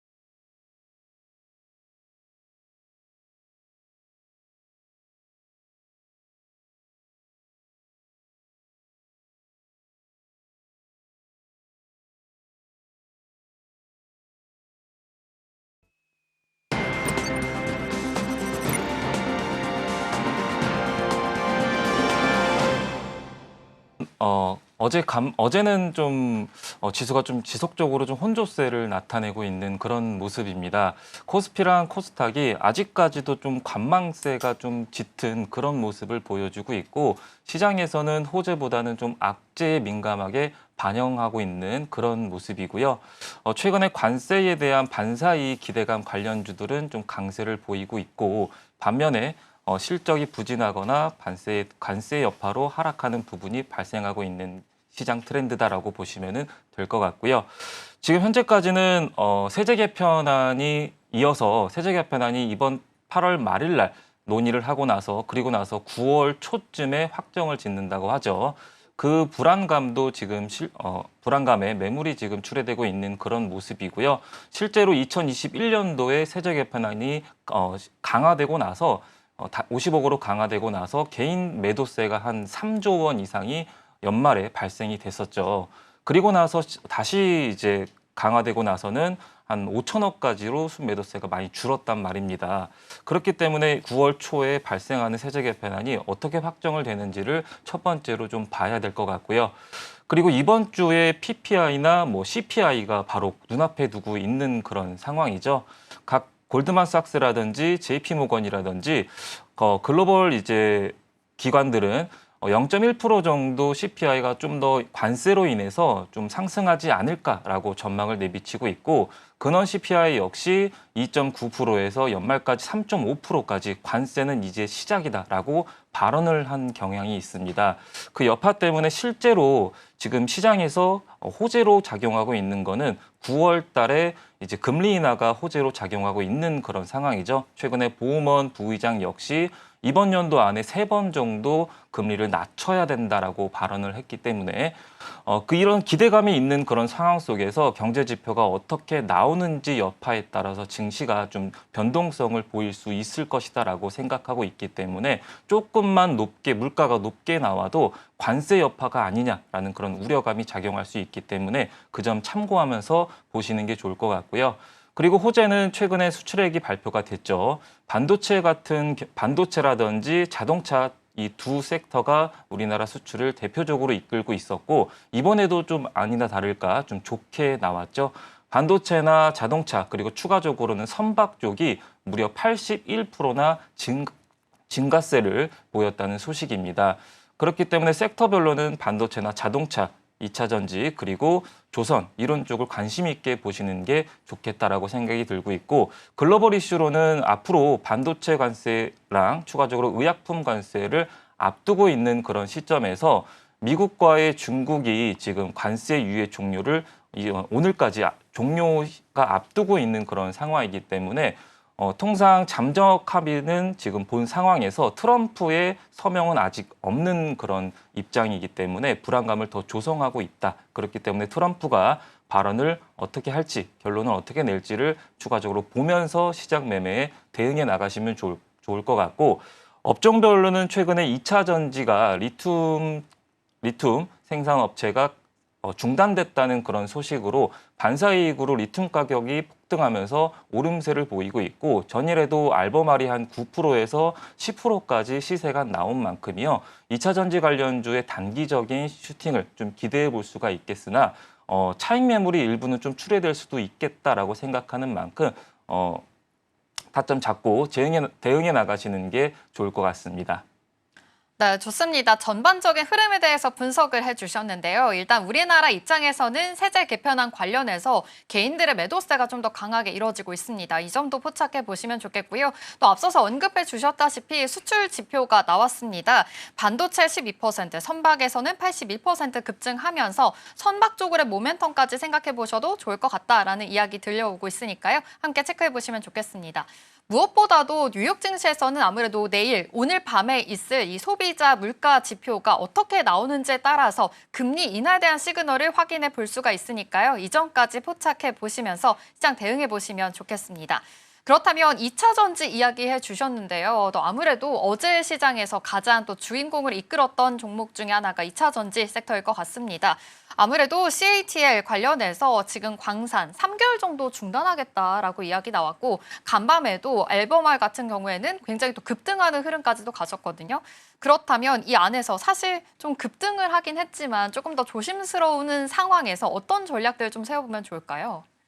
네, 3개월 정도 중단한다는 건 일단 호재로 작용하고 있어서 리튬 가격이 상승을 의미하기 때문에 2차 전지가 지금 반응하고 있다라고 보시면 될 것 같고 네. 추가적으로 이제 과거에 미국이 흑연 관세를 부과하면서 반사이익 기대감으로 오름세를 보여주고 있는 그런 상황이고 그리고 ESS의 성장 기대감이 더 호재로 작용하고 있는 그런 상황입니다. 일단은 9월 말까지 지켜보는 게 좋을 것 같고 9월 말부터 광산에 대한 생산 중단이 추가적으로 이루어질 수가 있다는 그런 기대감이 더 호재로 작용하고 있는 그런 상황이기 때문에 광산 생산 중단 여부를 면밀하게 더 지켜보는 게 좋을 것 같고요. 다만 단기적으로는 좀 많이 시세가 좀 나온 그런 상황이죠. 어제 시장을 주도한 만큼 차익 매물은 단기적으로 좀 출회될 수가 있으나 모멘텀은 아직 살아있다라고 보여지고 있고요. 개별적으로는 실적 발표 시즌이기 때문에 실적에 대해서 차별화가 좀 이루어지지 않을까라고 생각하는 만큼이요. 기업들이 내가 가지고 있는 종목이 실적이 좀 성장세를 이루고 있는지를 체크하면서 나가시는 게 좋을 것 같습니다. 네, 지금 2차 전지 안에는 그래도 호재들이 좀 있습니다. 말씀해 주신 대로 리튬 가격에 대해서 상승 모멘텀도 있고요. ESS 시장에 대한 기대감까지 있는 상황입니다. 그리고 광산 중단 여부에 대해서 확실하게 좀 봐야 되는 만큼 이 점도 주의하시면 좋겠는데요. 단기간 올랐던 것만큼 차익 실현이 있을 수 있다라고 이야기해 주셨으니까요. 함께 체크를 해보시면 좋을 것 같습니다. 그래도 무엇보다 실적 시즌만큼 실적을 봐야 된다라고 말씀을 해주셨는데 에코프로 BM이 실적이 굉장히 잘 나왔잖아요. 그런데 전기차 쪽으로 좀 시선을 돌려서 생각을 해보자면 지금 전기차에 대한 판매 비중도 다시금 올라섰다고 합니다. 그렇다면 2차 전지주 안에서도 좀 더 이제 실적에 대한 좀 탄탄한 모멘텀을 가져갈 수 있지 않을까라는 생각이 드는데 이쪽은 어떻게 바라보면 좋을까요? 네, 맞습니다. 지금 최근에 제규어 역시 내연기관보다는 전기차로 아예 전환을 시작을 했죠. 네. 지금 각 기업들이 이렇게 전기차 쪽으로 판매를 좀 증가세를 보이려고 하고 있는 그런 찰나가 맞물려서 호재로 지금 작용하고 있는 그런 시그널이다라고 보시면 될 것 같고요. 지금 그리고 앞서 설명드린 대로 실적에 대해서 얘기를 해주셨는데 네. 실적이 어닝 쇼크로 나오든지 혹은 어닝 서프라이즈로 나오는 거에 따라 업종별로 지금 차별화가 좀 이루어지고 있는 그런 모습입니다. 최근에 화장품 관련주도 고개를 숙이고 있는 배경이 실적 어닝 쇼크로 인해서 고개를 숙이고 있는 반면에 엔터주 같은 경우는 SM도 그렇고 하이브도 그렇고 다 YG도 그렇고 다 호실적을 기록하면서 주가가 랠리를 달리고 있는 그런 상황이기 때문에요. 업종별로 어떤 업종이 호실적을 발표할지 그 여부를 좀 보면서 대응해 나가시는 게 단기적으로도 수익을 창출할 수 있는 기회로 여겨진다라고 보여집니다. 네, 요즘 실적 시즌만큼 이에 대한 숫자가 굉장히 중요하다라고 말씀을 해주셨는데요. 말씀해 주신 대로 어제 화장품 같은 경우에는 실망 매물이 좀 출회됐습니다. 달바 글로벌이 예상치를 좀 하회하면서 투자자들의 심리를 좀 악화시켰다라고 이야기할 수가 있겠는데 어제 굉장히 큰 폭으로 빠졌던 이 점도 생각해 보시면 좋겠고요. 또 하이브, 또 말씀해 주신 대로 엔터주 관련해서도 실적이 어떻게 찍히는지에 따라서도 중요하니까요. 이 점도 포착해 보시면서 이 실적 시즌만큼 추가 대응도 필요하다라는 말씀 드리겠습니다. 그래도 오늘 양시장은 상승 출발할 것으로 보이는데요. 함께 시장 대응해 보시면서 자세한 전략들 세워보도록 하겠습니다.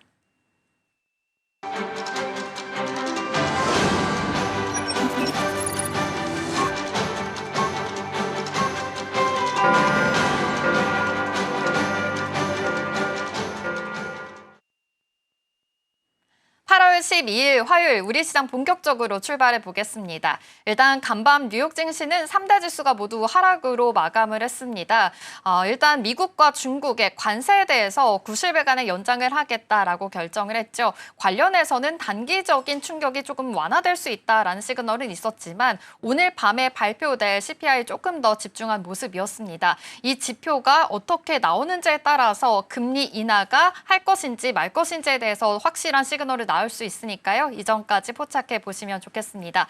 그리고 관련해서 반도체, 이 트럼프 대통령이 대중무역과 관련돼서 반도체에 대해서는 15%의 수출세를 내야 된다라는 이야기까지 했으니까요. 관련된 자세한 반도체 전략들도 세워보도록 하겠습니다. 오늘 양시장 상승 출발합니다. 코스피가 0.16% 상승하고 있고요. 코스닥에서도 0.17% 상승하면서 813포인트 선 지나가고 있습니다. 그렇다면 시가총액 상위 종목 코스피 1위부터 5위 살펴보겠습니다. 오늘은 반도체 투톱이 모두 상승하고 있습니다. 삼성전자 0.42% 상승하고 있습니다. 삼성전자 같은 경우에는 요즘 테슬라와 애플 이렇게 빅테크과의 수주 협약 소식으로 인해서 계속해서 상승 모멘텀 받아가는 모습이고요. SK하이닉스도 0.56% 상승하고 있습니다. HBM 관련해서는 2030년까지 연평균 30% 이상 성장할 수 있을 것이다라는 긍정적인 시그널도 나왔으니까요. 함께 참고해 보시면 좋겠습니다. 어제 LG 에너지 솔루션이 강하게 올라와서인지 오늘은 다소 숨고르게 하면서 출발하고 있습니다. 0.64%, 1% 가까운 흐름 지금 하락하고 있다는 점 체크해 보시기 바라겠고요. 삼성 바이오로직스도 0.19% 소폭 하락하면서 출발하고 있습니다. 역시 삼성전자 우선주도 오늘 5위에 계속해서 자리하고 있네요. 이어서 코스닥 시가총액 1위부터 5위 살펴보겠습니다. 오늘은 바이오 종목들이 다시금 올라오고 있습니다. 알테오젠 1.5% 상승 출발하고 있습니다. 43만 6,500원 선 지나가고 있는데요. 코스피 이전이라든지 관련해서 이 바이오 기업들 지금 중국에 대한 미국이 규제를 하겠다라는 내용까지 있는데요. 우리나라에서는 바이오 기업들 반사수혜를 받을 수 있을지까지 체크해 보시면 좋겠습니다. 에코프로 비행과 에코프로 어제 좀 강하게 올라왔죠. 그래서일까요? 오늘은 이 숨고르기 장세에 들어간 모습입니다. 0.2%, 0.9% 하락하고 있습니다. 파마 리서치도 어제 0.8%, 어제는 좀 강한 흐름 이어졌었는데 오늘은 다소 쉬어가는 흐름입니다. 어제 같은 경우에는 최고가를 좀 경신하기도 했었는데요. 지금 0.8% 하락하고 있고요. 다시 5위로 좀 내려앉았다라는 점까지 체크가 되고 있습니다. 오늘 펩트론이 그래도 0.3% 상승 출발하면서 조금은 좋은 흐름 보여지고 있다는 점까지 체크해드리겠습니다. 이 밖에 바이오 종목들 ABL 바이오도 2% 상승하고 있고요. 관련해서 어제 좀 낙폭을 보였던 클래시스 같은 경우에는 소폭 올라가면서 좋은 흐름 보여지고 있으니까요. 함께 체크해보시기 바라겠습니다. 그렇다면 매매 동향도 살펴볼까요? 지금 현재 외국인과 기관, 코스피에서는 외국인 소폭 사들이고 있고요. 기관에서는 매도 보이고 있습니다. 코스닥도 살펴보면 외국인과 기관이 조금 흐름이 엇갈리고 있는데요. 역시 코스닥은 외국인이 매도 우위 보이고 있다는 점까지 체크가 되고 있습니다. 그래도 선물 시장에서는 외국인들이 매수세 지금 사인 주고 있으니까요. 함께 체크해 보도록 하겠습니다. 전문가님, 오늘 아침 상황이 그래도 양시장 상승 출발은 하고 있지만 뚜렷한 방향성은 보이고 있지 않은 것 같습니다. 지금 아침 상황 분위기 어떻게 파악하고 계실까요? 네, 지금 관망세가 좀 짙은 강보합권을 유지하고 있는 그런 모습인데요. 네. 오늘까지도 결국에는 관망세가 좀 이어지지 않을까, 결국에는 혼조세로 혹은 강보합권이나 약보합권으로 마감하지 않을까라고 생각하고 있습니다. 횡보세가 지속적으로 이어질 것이라고 전망하고 있고, 그 후에 이제 내일 같은 경우는 CPI가 발표되고 나서 변동폭을 좀 보이지 않을까, 그 어떤 CPI가 결과 여부에 따라서 방향성이 좀 틀어지지 않을까라고 생각을 하고 있기 때문에요. 오늘까지는 관망하는 자세로 보시는 게 좋을 것 같고, 이왕이면 CPI가 어떻게 결과가 나오는지 여부에 따라서 신규 진입하시는 분들은 결과를 보고 대응해 나가시면 좋을 것 같은데요. 개인적으로는 CPI가 좀 물가가 좀 0.1% 좀 높게 나오지 않을까, 그게 곧 관세에 대한 우려감으로 작용하지 않을까라고 예측을 하고 있기 때문에 단기적으로 좀 조정이 이번 주에 나오지 않을까라고 예상하고 있어요. CPI나 PPI가 조금이라도 올라간다면은 지수는 실망 매물이 출회가 될 수가 있기 때문에 다소 좀 보수적으로 대응해 나가시는 게 좋을 것 같고, 그리고 업종별로는 어제 좀 비트코인 관련주들이 좀 많이 올랐었죠. 비트마인도 단기적으로 70% 이상의 시세가 지금 나오고 있는 그런 상황 속이고요. 그리고 샤프링크 역시 지속적으로 오름세를 좀 보이고 있어서 그런지 스테이블코인 관련주 역시 좀 오늘 좀 강보합권이나 3% 뛰기로 오름세를 보여주고 있는 배경이다라고 좀 보여지고 있고, 나머지는 지수 상승 여파로 강보합이나 약보합권을 그리고 있는 그런 과정 속이라 보여지고 있고요.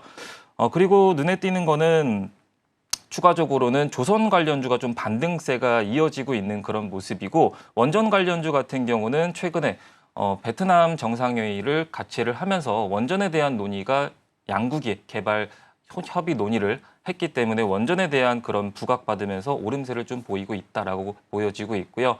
그리고 시간외로 마이크론 역시 5% 정도 오름세로 지금 보이면서 마감을 보였죠. 그렇기 때문에 반도체 같은 경우는 좀 긍정적으로 풀이돼서 강보합권으로 대형주 중심으로 움직임을 보이고 있는 상황입니다.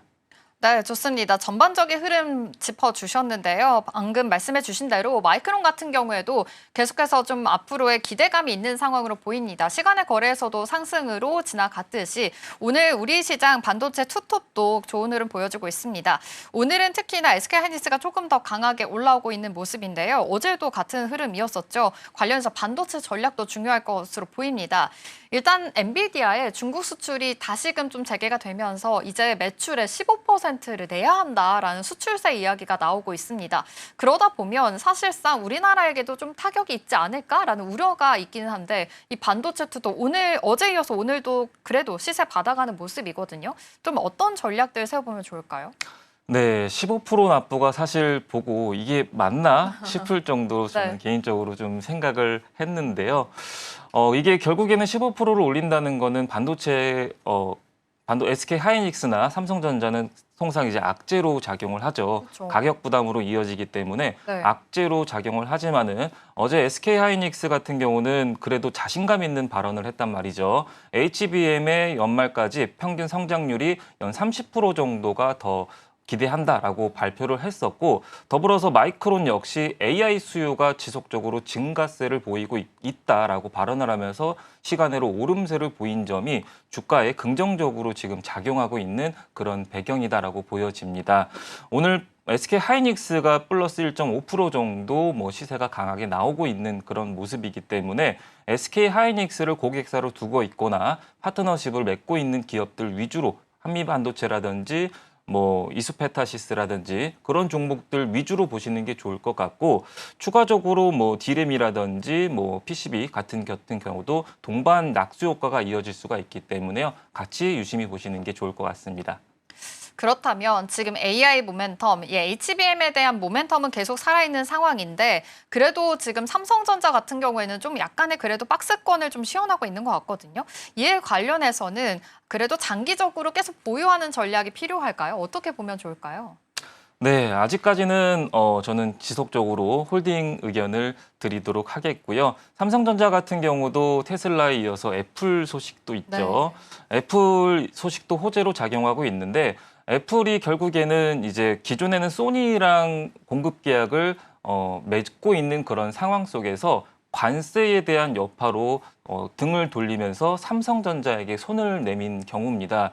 그렇기 때문에 관세가 악재로도 작용을 하지만은 일부 호재로 반영되고 있는 삼성전자의 모습이기 때문에 그 여파가 이제 삼성전자는 매출이라든지 영업이익이 개선될 수 있는 요지로 작용하고 있어요. 실제로 삼성전자나 SK 하이닉스 같은 경우는 미국에 공장을 생산하고 있기 때문이죠.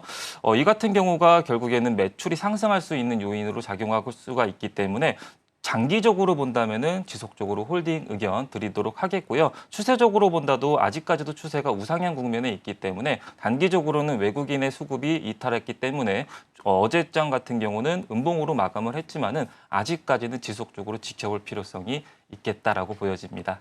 네, 역시 삼성전자 지금 빅테크와의 랠리 협업 소식이 계속 있기 때문에 이 점 긍정적으로 작용하고 있다라는 점까지 체크해 보시면 좋겠습니다.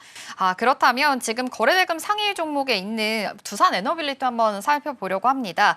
원전주 관련해서 어제 또 호재가 하나 터졌죠. 아침 상황이었는데 이재명 대통령과 이 베트남 정상회의가 있으면서 원전주의 협업 소식까지 들려왔습니다. 두산 에너빌리티 지금 1.15% 상승하면서 역시나 오늘도 좋은 흐름 보여지고 있는데요. 원전주들 사실 상반기에 계속 잘 가는 흐름이었었고 이렇게 또 호재까지 더해지면서 오늘도 상승 랠리 이어지고 있습니다. 언제까지 상승할 수 있을지 계속 봐도 괜찮은 걸까요? 원전주 같은 경우도 저는 긍정적으로 보고 있는데요. 지금 현재 뭐 체코에 이어서 그다음 루마니아 그리고 이제 네. 베트남까지 얘기가 나오고 있는 그런 상황이란 말이죠. 네. 그렇기 때문에 앞으로의 이제 성장세가 더 기대가 되는 그런 상황이고 AI 수요 역시 글로벌 쪽에서 지속적으로 수요가 증가세를 보이고 있다는 점은 결국에는 전력망도 더 크게 증가할 수가 있기 때문에 원전 역시 수혜주로 작용할 수가 있겠다라고 보여지고 있고요. 그리고 추가적으로는 뭐 유럽 쪽에서도 SMR을 건설을 지금 추진 중에 있다라는 소식도 있기 때문에 이 점 참고하면서 보시면 좋을 것 같고 기술적으로는 뭐 지금 현재 뭐 지속적으로 횡보세를 보이고 있는 그런 방향성이 확실히 정해지고 있지 않은 그런 상황이란 말이죠. 아직까지도 박스권 상단과 하단을 반복적으로 그리고 있는 그런 구간이기 때문에요. 이왕이면은 신규 진입하시는 분들은 박스권 하단 밴드에서 공략을 해보시는 게 좋겠습니다. 지금은 좀 신규 진입하기에는 조금은 부담일 수 있다. 이렇게 말씀해 주신 만큼 함께 참고해 보시면 좋겠습니다. 원전 관련해서 같이 생각해 볼 만한 게 이 전력 이야기도 해주셨지만 전선도 한번 짚어보려고 합니다. 요즘 이 미국 정부가 중국산의 해저 케이블을 이제는 좀 제재하려고 하는 또 새로운 규제가 또 나타났거든요. 그러다 보니까 한국 정부에도 조금은 반사수혜를 있지 않을까라는 이야기들이 나오고 있는 상황입니다. 그렇다면 전선 관련주들 같이 AI 모멘텀도 있는 상황이고요. 이렇게 규제까지 이뤄지게 된다면 여러 가지 좀 호재들이 있다라고도 해석을 해볼 수가 있을 것 같은데 관련해서는 어떤 전략들 세워보면 좋을까요? 네, 전선 전력은 지난번에도 한번 얘기했지만 주도주 중에서 왜 전력이 빠졌지라고 한번 얘기를 한번 드린 적이 있었죠. 네. 전선 같은 전력 같은 경우는 지속적으로 산일 전기를 선두로 지속적으로 LS 그룹주도 오름세를 보인 이력이 있고 효성중공업 역시 뭐 130만 원대까지 랠리를 달리고 있는 그런 상황 속에서 왜 주도주에 빠졌지라고 설명을 드렸었고요. 그리고 앞서 얘기한 것처럼 미국이 결국에는 관세도 그렇고 해저 케이블도 그렇고 중국에 대해 압박을 지금 가하고 있는 그런 상황 속에서 반사이익 기대감 때문에 전력 관련주들이 다시금 좀 부각받고 있는 그런 상황이고요. 주도주는 뭐 세명전기를 선두로 요즘 시세를 보이고 있는 그런 상황이고 낙수 효과를 좀 기대해 볼 수가 있기 때문에 전체적인 섹터를 눌림목 구간에서 대응해 나가시는 게 좋을 것 같고요. 그리고 추가적으로는 전력도 역시 개별적으로 실적이 다 다르죠. 그렇기 때문에 실적이 어떻게 나오는지 여부를 좀 보면서 대응해 나가면 좋을 것 같습니다. 요즘엔 아무래도 기승전 실적인 것 같습니다. 계속해서 실적에 어떤 숫자들이 찍히는가에 따라서도 달라질 수 있으니까요. 함께 확인해 보면 좋을 것 같습니다. 그렇다면 조선주 이야기도 안 해볼 수가 없을 것 같아요. 어제 굉장히 또 큰 폭으로 급락을 했던 만큼 관련해서 사실은 좀 투자자 입장에서는 불안할 것 같거든요. 그런데 오늘은 다시 좀 반등을 해주고 있습니다. 대한조선 같은 경우에도 5% 올라가고 있고요. 하나조선 어제 굉장히 큰 폭으로 빠졌었는데 2% 반등하고 있는 상황입니다. 그래도 지금 이런 상황들 좀 불안하지 않아도 되는지 어떻게 지금 파악하고 계실까요? 하나오션을 선두로 조선주가 급격히 랠리를 좀 보였었죠. 네. 거의 한 2주에서 3주 연속 랠리를 달렸던 하나오션이었단 말이죠. 그렇기 때문에 뭐 5거래일, 6거래일 밀린다고 해도 당연히 자연스러운 조정 구간이다라고 보여집니다. 주가라는 게 지속적으로 상승만 할 수가 없기 때문에 지금 같은 경우는 단기적으로 차익 매물이 출회되는 그런 모습으로 비춰지고 있기 때문에 앞으로 미국과 한국이 협약을 이어가면서 조선 같은 경우는 수혜를 얻을 수가 있고 선박 수출액 역시 81%나 오름세가 보였고 그리고 지난달에도 60% 이상의 선박이 지속적으로 증가세를 요즘에 보이고 있는 게 선박 쪽입니다. 그렇기 때문에 조선주 같은 경우는 마스가 프로젝트 소식도 어떻게 이어지는지를 보면서 대응해 나가면 좋을 것 같습니다. 네, 역시나 조선주 관련해서 지금 마스가 프로젝트도 있는 상황이고 미국과의 협업이 계속해서 이뤄질 예정입니다. 수출 발표도 있었죠. 어제 선박이 81%나 늘었다라는 좋은 소식까지 있으니까요. 이 점도 포착해 보시면서 앞으로의 투자 대응들 잘 해나가 보시면 좋을 것 같습니다. 스타포인트는 여기서 마무리하도록 할게요. SSTV 공대원 전문가와 함께했습니다. 고맙습니다. 감사합니다.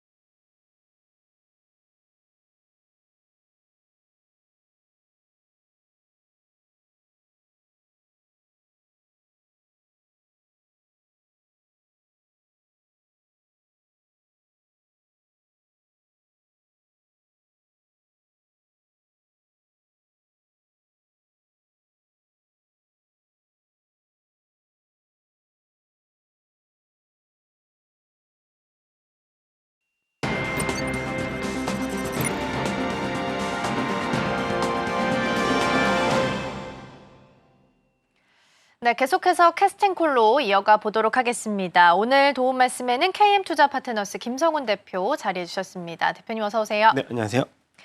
네, 오늘 우리 지수 먼저 살펴보면요. 양시장 모두 강보합 정도 지켜내고 있고요. 외국인 투자자가 일단 현물 시장에서 특히 코스피에서는 들어오고 있기는 합니다. 코스피랑 코스닥 어느 날 보니까 3,200선, 810선까지 일단 터치가 좀 나오면서 안착에 대한 시도가 나타나고 있는데요. 전반적인 분위기는 어떻게 해석을 좀 해볼까요? 일단 뭐 외국인들의 투자 방향성이 중요한데 오늘도 그래도 또 이 플러스로 방향성을 아침부터 이제 이 어느 정도의 3,280의 고점 돌파 가능성들이 열려지고 있는 상황으로 보입니다. 일단 시장에서는 러우 전쟁에 대한 종식 기대감도 일부 있고 그다음에 9월에 금리 인하를 확인하고 가자는 이제 외국인들의 포지션이 그렇게 강하게 들어오지는 않고 있거든요. 뭐 예를 들어서 뭐 하루 일 거래로 따지자면은 외국인들 한 3천억 정도 이상에서 들어오면은 조금 많이 들어왔다고 생각이 되지만은 그렇게 대량 이 매수세가 들어오지 않고 있으니 일단은 관망 기조가 조금 더 이어질 수 있다. 일단 물가가 굉장히 중요한 상황입니다. 금리 인하에 대한 가능성들이 2차 전지라든가 최근 들어서 많이 이제 시장에서 상승했던 뭐 엔터라든가 이런 종목들 섹터들의 이제 상승 트리거로 더 크게 작용할 수 있는 부분들이 사실 물가에서 금리 인하로 넘어가는 그런 방향성인데 일단 가장 중요한 건 내일 실적이 나와봐서 알겠지만은 일단 0.3 정도 전월비 예상치를 좀 부합하면은 그래도 이제 9월에 금리 인하 가능성이 높아지는 것이고요. 네. 또 마이크론 실적 전망이 상향됐다는 소식도 그쵸. 사실 이제 마이크론의 이 성장과 삼성전자, SK하이닉스의 성장과 뭐 어느 정도 연결이 계속 이어질 수가 있기 때문에 근데 오늘과 같은 경우는 뭐 어제 SK하이닉스가 좀 상승폭이 컸다면 그동안에 삼성전자가 숨고르 기간이 없었는데 숨고르 기간을 일부 줬지만은 그래도 마이크론 실적 전망과 함께 삼성전자의 또 랠리 가능성도 일부 있기 때문에 네. 또 외국인들의 포지션 변화라든가 그리고 삼성전자를 비롯해서 거기에 관련되는 이제 밸류체인 종목들 원이 가입해서도 워낙 강했잖아요. 그래서 그런 종목들이 추가적으로 상승할 수 있는지 오늘 같은 경우는 좀 어저께 눌림목이 있었던 조선주가 반등폭이 좀 그렇죠. 강한데 기존의 조방원을 좀 이제 어느 정도 순환매로서 좀 쉬어갈 것이냐 아니면 이 쉬어가는 기간을 짧게 다시 한번 회복하느냐 그것도 굉장히 중요한 순환매의 어느 정도 과정인 것 같습니다. 네. 그렇군요. 일단은 전반적인 분위기 먼저 좀 여쭤봤고요. 다행히 오늘은 코스피가 상승하는 종목이 한 3배 정도 많고 코스닥도 한 2배 정도? 한 3배 정도 가까이 좀 많이 남아있는 상황입니다. 여전히 오후장까지 흐름 이어질 수 있을지 좀 보시면 좋겠고요. 이제 최근에 실적 발표가 있었고 내일과 모레도 이어지고 있는 섹터 하나씩 좀 살펴보도록 하겠습니다. 먼저 화장품 쪽부터 여쭤보려고 하는데 순매도 오늘 상위 종목들 보니까 화장품 화장품 종목들이 사실 다수 리스트업이 좀 되어 있어서 준비를 좀 해봤습니다. 작년에도 화장품주는 상반기에 좋았다가 하반기에 좀 고꾸라졌던 기억이 있는데 올해도 좀 비슷한 흐름이 나타나고 있는 것 같습니다. 특히나 실리콘2도 실적 나오면 늘 막 개파락 떨어지고 했는데 어제도 애프터마켓에서 떨어졌지만 다행히 오늘은 조금 올라오는 분위기이긴 하거든요. 이제 13일, 14일 남아있긴 합니다. 어떤 전략을 좀 세워가야 돼요?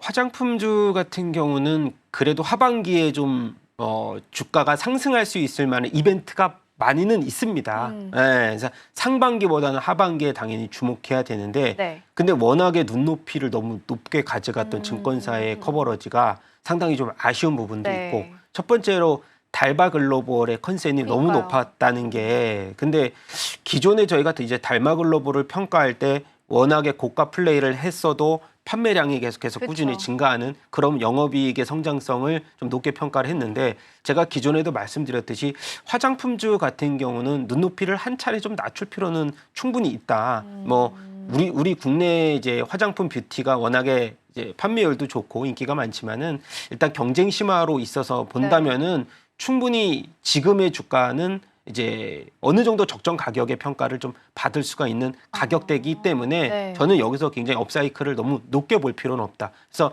지금의 흐름에서 본다면은 만약에 중국의 무비자 관련돼서 뭐 수혜를 계속해서 화장품 얘기를 하는 것보다 다른 섹터로 좀 전파될 가능성도 그래요? 있거든요. 워낙에 오랜 기간 화장품들이 이 관련돼서 수혜를 많이 받았기 때문에 그런 쪽보다는 뭐 다른 이제 신규로 올라오는 수혜주 쪽 뭐 최근 들어서 보면은 워낙에 이제 엔터주들이 눈높이가 낮았다가 네. YG 엔터도 흑자 전환을 몇 분기 좀 하면서 워낙 이제 베비몬스터에 대해서도 사실 포커스가 그렇게 크게 나오지 않았다가 네. 워낙 좋은 실적을 베비몬스터가 보여줬고 그 다음에 이제 11월에 있을 이제 그 YG 엔터에서 가장 큰 블랙핑크가 이제 앨범 판매를 하잖아요. 띄어는 네. 이제 신곡 하나를 발표한 네. 거고 거기다 공연 매출까지 이제 횟수로 지금 한 2배 정도 원래 예정했던 공연 횟수를 2배로 그쵸, 늘린다고 그쵸. 하니까 그런 부분에서 본다면 화장품 쪽보다는 저는 뭐 엔터나 오. 뭐 관련돼서 이제 최근에 올라오고 있는 K푸드나 그런 쪽으로 좀 방향성을 좀 틀어보자. 그리고 네. 뭐 관광에서 관련돼서 본다면 카지노 쪽의 매출이 2분기 호실적이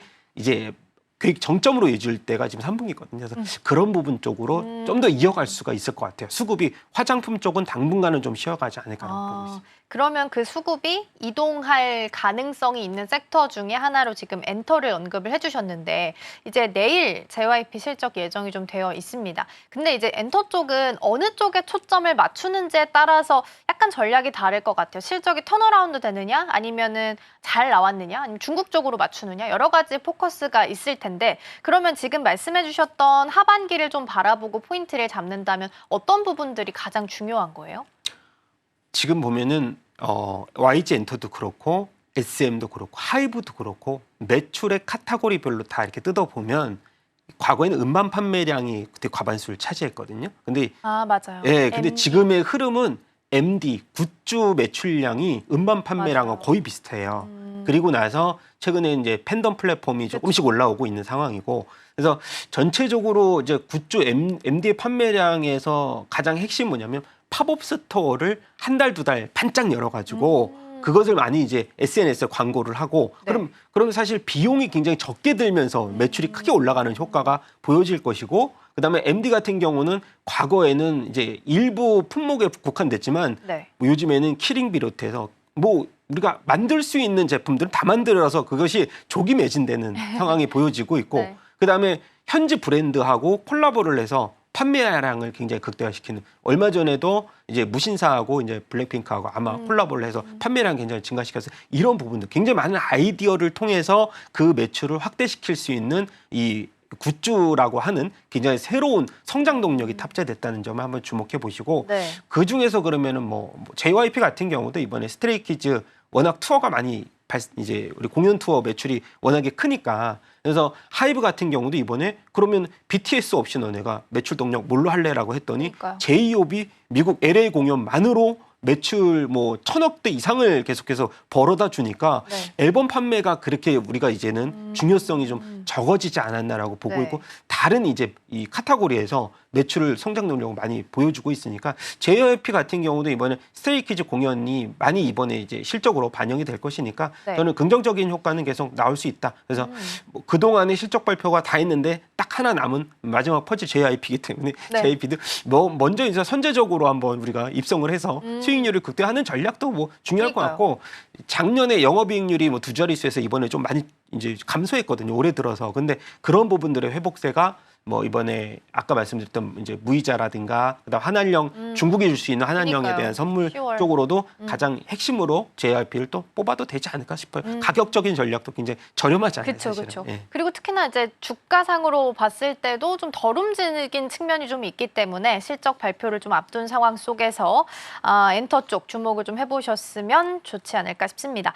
자, 그러면 이어서 이번에는 오늘 올라오고 있는 테마들도 하나씩 점검을 좀 해보도록 하겠습니다. 오늘 첫 번째 테마부터 먼저 좀 열어보면 첫 번째는 원전입니다. 일단 원전 정책과 관련한 부분들 국내에서는 이번 주가 좀 분수령이 될 것으로 보입니다. 연내 추진에 대한 내용들 이번 주 후반에 확인을 좀 해보셔야 될 것 같고요. 글로벌리한 움직임을 보면 베트남과 MOU 체결 소식, 뉴스케일 파워가 두산 에너빌리티 계약 체결 임박 소식 등도 여러 가지 호재들이 좀 겹쳐지고 있는 상황입니다. 두 번째 열어볼까요? 두 번째 조선이고요.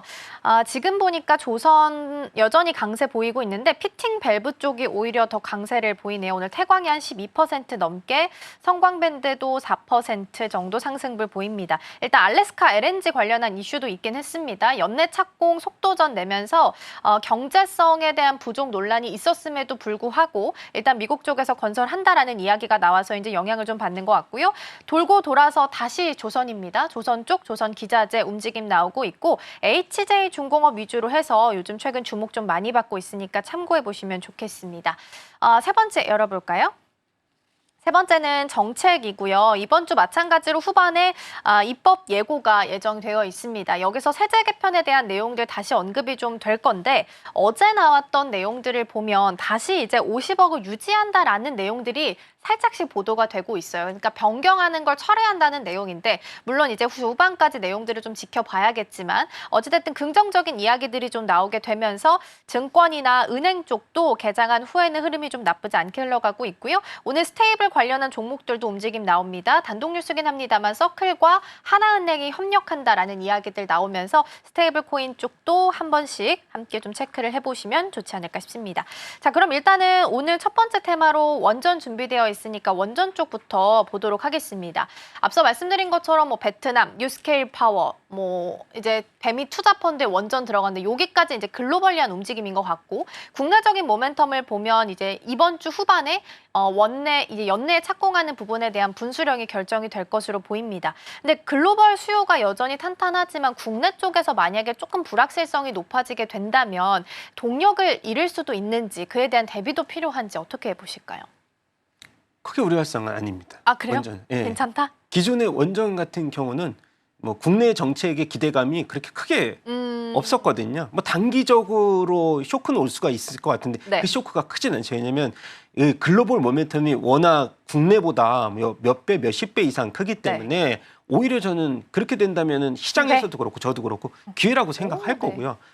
두산 에너빌리티를 중심으로 해서 오늘 같은 경우는 이제 BHI가 반등폭이 좀 있지만 그러네요. BHI는 네. 실적으로 굉장히 많이 받쳐주는 종목이라고 보시면 되는데 에너빌리티가 상대적으로 이제 우리가 멀티로 따지면 좀 비싸지만은 네. 워낙 하반기로 갈수록 내년으로 갈수록 이제는 뉴스케일 파워의 초기 투자자로서 그러니까요. 이제 관련된 한 팀으로서 역할을 충분히 해줄 것이고 뭐 아직까지는 썰이지만은 그래도 웨스팅하우스의 인수 가능성들이 굉장히 크게 열려 있다고 저는 생각이 되거든요. 그래서 그런 부분들로 원전은 지금 이제 수주를 차곡차곡 쌓아가는 입장에서 본다면 방산하고 조선이 가졌던 지금의 흐름에서는 원전은 당장은 내년에가 이제 이 네. 과도기에서 지금 성장기로 넘어가는 시기가 아닐까라고 저는 생각이 되고 있습니다. 그리고 지금 보면은 베트남하고 1,500억 달러의 이제 신규 협력 추진이 있었는데 네. 지금 이제 그 베트남 최고 지도자죠. 정상회담을 이제 가지면서 관련된 이야기가 구체화된다면은 한 단계 상승에 대한 또 트리거가 나오면서 두산 에너빌리티가 박스권 돌파가 지금 이제 저항선이 7만 원대 구간인데 그러니까요. 한 번은 돌파 가능성들이 열려 있지 않을까. 근데 돌파하고 나면 랠리가 또 2차 랠리가 시작이 되겠죠. 네. 그동안에 이 못했던 부분에서 이제 돌파를 못했던 부분에서 수급이 한번 열리는 거니까 그런 부분으로 본다면 실적 같은 경우 이번에 두산마켓이 조금 부진했지 에너빌리티에서는 가스터빈이나 이런 것들이 실적이 그래도 나쁘지 않았다는 거. 네. 그래서 저는 실적으로도 그렇고 그다음에 모멘텀적인 부분으로도 그렇고 에너빌리티가 한번 7만 원대를 박스권을 한번 돌파하는 게 조만간 나오지 않을까 싶습니다. 그러니까 확실하게 68,000원 요 라인이 확실한 박스권 상단에서 계속 유지가 좀 되고 있는 것 같기는 합니다. 사는 사람도 없고 파는 사람도 없고 일단은 유지를 하면서 굉장히 강한 힘을 가지고 있는 두산 에너빌리티 먼저 살펴봤고요. 1.4% 정도 오늘은 좀 하락하는 움직임 나타납니다. 근데 이제 마스가로 조선이 좀 주목을 받았고 제2의 마스가로 원전이 좀 주목받고 있는 상황입니다. 미국에 없는 것 중에 우리가 기술력에 있어서 좀 뛰어난 부분 중에 하나로 이제 원전이랑 조선이 주목을 좀 받고 있는 상황인데 그러면 원전을 짓는 건설주에 대한 시선은 어떻게 가져가 보면 될까요? 원전이 붙어 있으면 다 괜찮아요? 근데 이제 건설주 같은 경우는 이번에 뭐 사고 소식도 많이 있었잖아요. 그리고 정책적인 불확실성, 뭐 관련된 이제 전 정권에 대한 리스크도 건설주에게는 조금 더 타격이 있을 수가 있고 네. 그리고 실적적인 부분도 몇몇 종목 제외하고는 그렇게 좀 뚜렷한 실적을 아직까지 보이지 않고 있고요. 뭐 건설주의 핵심은 당연히 국내의 이 내수주에 대한 모멘텀인데 그렇게 경기가 회복이 빠르게 될까라는 의구심은 갖고 있습니다. 그래서 상반기 때는 사실 건설주 같은 경우는 SMR로 좀 올렸다고 보면 그것이 하반기로 이어질까? 그거보다는 저는 이제 이런 시공 쪽보다는 당연히 네. 설계라든가 이번에 한정기술도 10만 원대 한번 돌파를 했다가 다시 한번 돌파 가능성들이 있는데 네. 가장 먼저 수혜를 볼 수 있는 것이 사실은 이제 한정기술이잖아요. 그래서 설계 쪽으로 먼저 이제 자금을 인수를 받고 네. 그래서 5% 정도 받잖아요. 이제 이번에 체코 원전에서도 5% 계산하면 한 1조 정도 받는데 일단 한정기술을 필두로 해서 아까 두산 에너빌리티는 이제 원전의 중심에 있는 거여서 네. 두 종목 정도 일단은 보고 들어가도 크게 우리가 수익률 면으로는 뒤지지 않을 거라고 저는 생각이 되고 있습니다. 그럼 대표님 그 해체 쪽은 어때요? 어쨌든 그때 해체 시장이 열린다고 주목 쫙 받았던 기억이 있는데 이쪽도 같이 좀 긍정적으로 보세요? 뭐 해체 시장 관련돼서 뭐 우진엔텍도 한번 반응을 줬었고 그다음에 뭐 KNR 로봇 관련돼서도 이제 그쵸. 수혜를 받았었고 금액이 뭐 한 기당 뭐 1조에서 지금 500개 정도 있어서 뭐 500조 정도의 맞아요, 시장이 맞아요. 열린다라고 했는데 뭐 당장 해체 시장에서 우리나라가 기술력이 워낙에 좋다 이런 거는 제가 그건 아니죠. 보니까는 아니라고 네. 봐서 그것은 그냥 모멘텀으로 한번 보시는 게 좋고 핵심은 SMR이라고 보시면 될 것 같아요. 그렇죠. 맞아요. 그때 해체 시장 이야기 나왔을 때 시장 규모 파이는 굉장히 많이 남아있지만 아직 우리나라가 가지고 있는 트랙 레코드가 없어서 좀 문제가 됐었는데 이러한 부분들이 아직까지는 해결되지 않았기 때문에 오히려 SMR 쪽에 대해서 긍정적인 말씀 주셨습니다. 자, 그럼 시선을 다시 조선 쪽으로 좀 돌려볼까요? HJ중공업이 최근에 굉장히 잘 가고 있어요. 그래서 수급을 좀 돌려보니까 어제까지 나왔던 수급상으로 한 3거래일을 제외하고는 18거래일 연속 기관 쪽에서 순매수가 들어와 있긴 하더라고요. 그래서 이례적인 일이 좀 아닐까 싶어서 이제 우리가 방산, 조선, 뭐 대형주 위주로 좀 봤었는데 중소형 땅까지도 수급이 확산될 가능성, 이러한 변화도 좀 감지를 해볼 수 있는 걸까요? 이제 건설주하고 좀 비슷하게 어제 눌렸던 게 노란봉투법 관련돼서 그쵸, 입법화 맞아요. 나오면서 이제 뭐 재무적 투자자란가 아니면은 사모펀드 쪽에서도 이제 책임을 일부 전가할 수 있다 이러면서 주가가 빠졌다가 오늘 다시 한 반등을 주거든요. 그래서 그런 역할적인 이슈보다는 사실 성장 스토리가 좀 남아 있을까 그런 부분에서 포커스를 맞춰야 되는데 네. HJ중공업이 최대 주주에서 일부 지분 매각 나선다는 소식도 하나 있었고 네. 그리고 SMR이라는 이 함정 정비 협약이 있어야지 MRO 수주를 하잖아요. 근데 얘네만 지금 남았거든요. 세계사 중에서. 그래서 그런 것들이 체결이 이제 진행 중일까라는 뭐 당연히 체결을 하겠지만은 아직까지 중이니까 기대감만으로서 주가가 좀 반등을 주고 그다음에 함정 같은 경우는 2042년까지 지금 뭐 유인 전투함이 뭐 380척, 뭐 무인 함정이 뭐 130척. 네. 합산하자면 우리가 조 단위로 1,500조 시장이 열리는데 거기서 HJ중공업, 구한진중공업이죠. 과거에 한진중공업이 제일 먼저 국내에서 내재화시킨 함정을 먼저 만든 1호 기업이기 때문에 아마도 그런 기대감이 주가에 충분히 마련이 돼 있지 않을까라고 보고 있고 제가 그래서 차트로도 수급을 보니까 네. 10,000원대를 지금 14,000원대인가요? 그래서 워낙 상승 동력이 좋은데 그러면 이게 고평가냐? 그랬더니 저희가 이제 이 함정에 대해서 한 주 정도를 수주할 때 이 금액 캐파가 워낙에 크니까 이 몇 년치 매출을 그냥 훌쩍 넘는 거잖아요. 그런 기대감이 아마 있었어서 그 다음 고점이 2만 원대거든요. 그래서 네. 그 중간에 룸이 이렇게 딱 열려 있더라고요. 그래서 지금의 플레이어로서는 이제 중소형주 가운데서 최근에 태웅이 워낙에 반등폭이 어저께 컸는데 뭐 기자재 쪽에서는 태웅이 주인공이지만 네. 아마도 이제 이 완성 선박 쪽에서는 중소형 선박 쪽에서는 다 통틀어서 중대형 선박 다 통틀어서는 H중공업이 가장 시장에서는 베스트 플레이어가 되지 않을까라고 보고 있습니다. 그렇군요. 그러면 신규 상장한 종목은 어떨까요? 일단 물론 이제 신규 상장주는 약간의 리스크가 있기는 하죠. 대한조선 같은 경우에. 근데 이제 조선이 매크로적으로 봤을 때 우호적인 환경을 유지를 해준다면 신규 상장주에 대해서도 좀 더 긍정적으로 바라봐 줄 수 있는 구간일까요?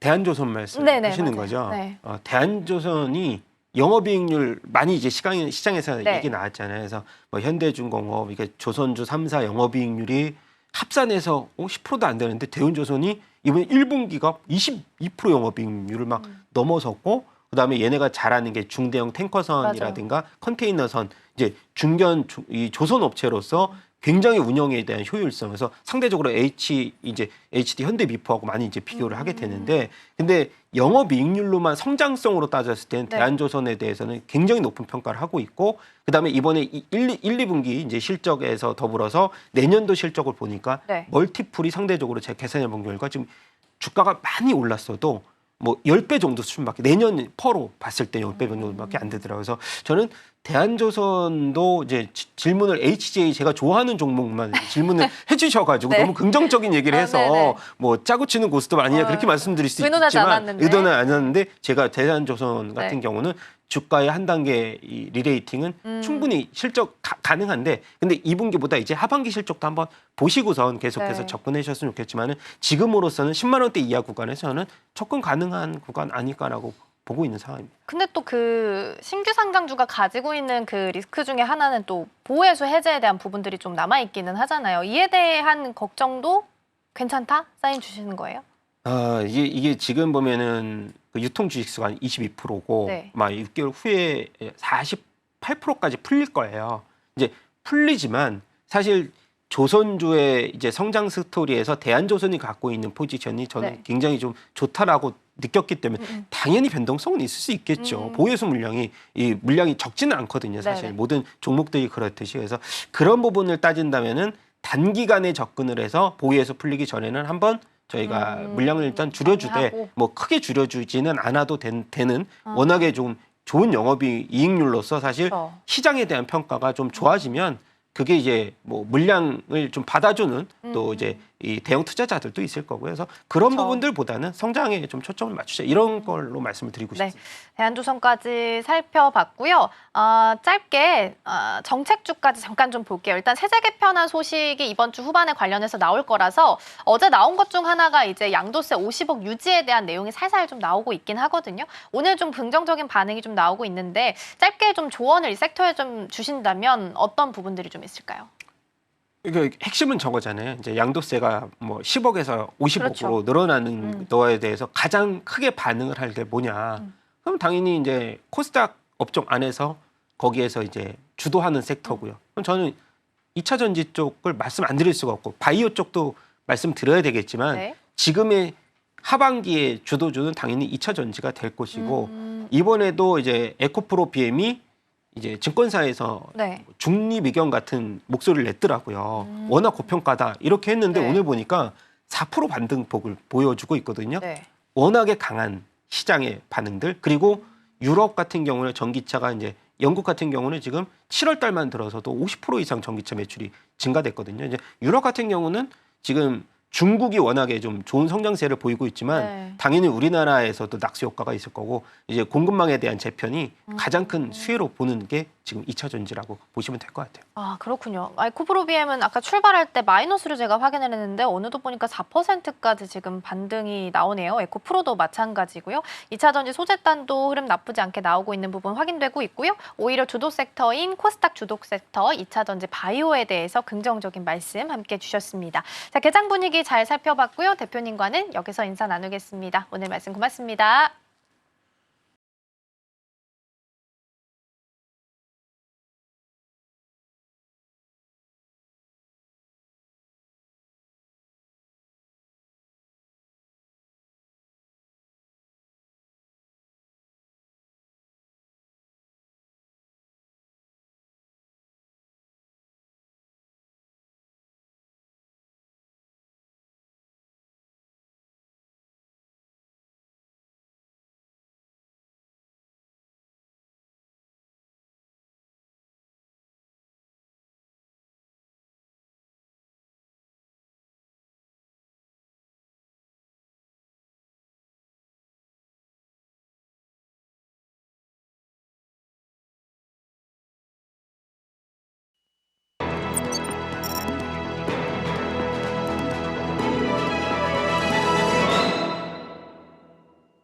네, 댓글 답해주는 아나운서 코너로 이어가 보도록 하겠습니다. 김민 앵커 나와 계십니다. 어서 오세요. 안녕하세요.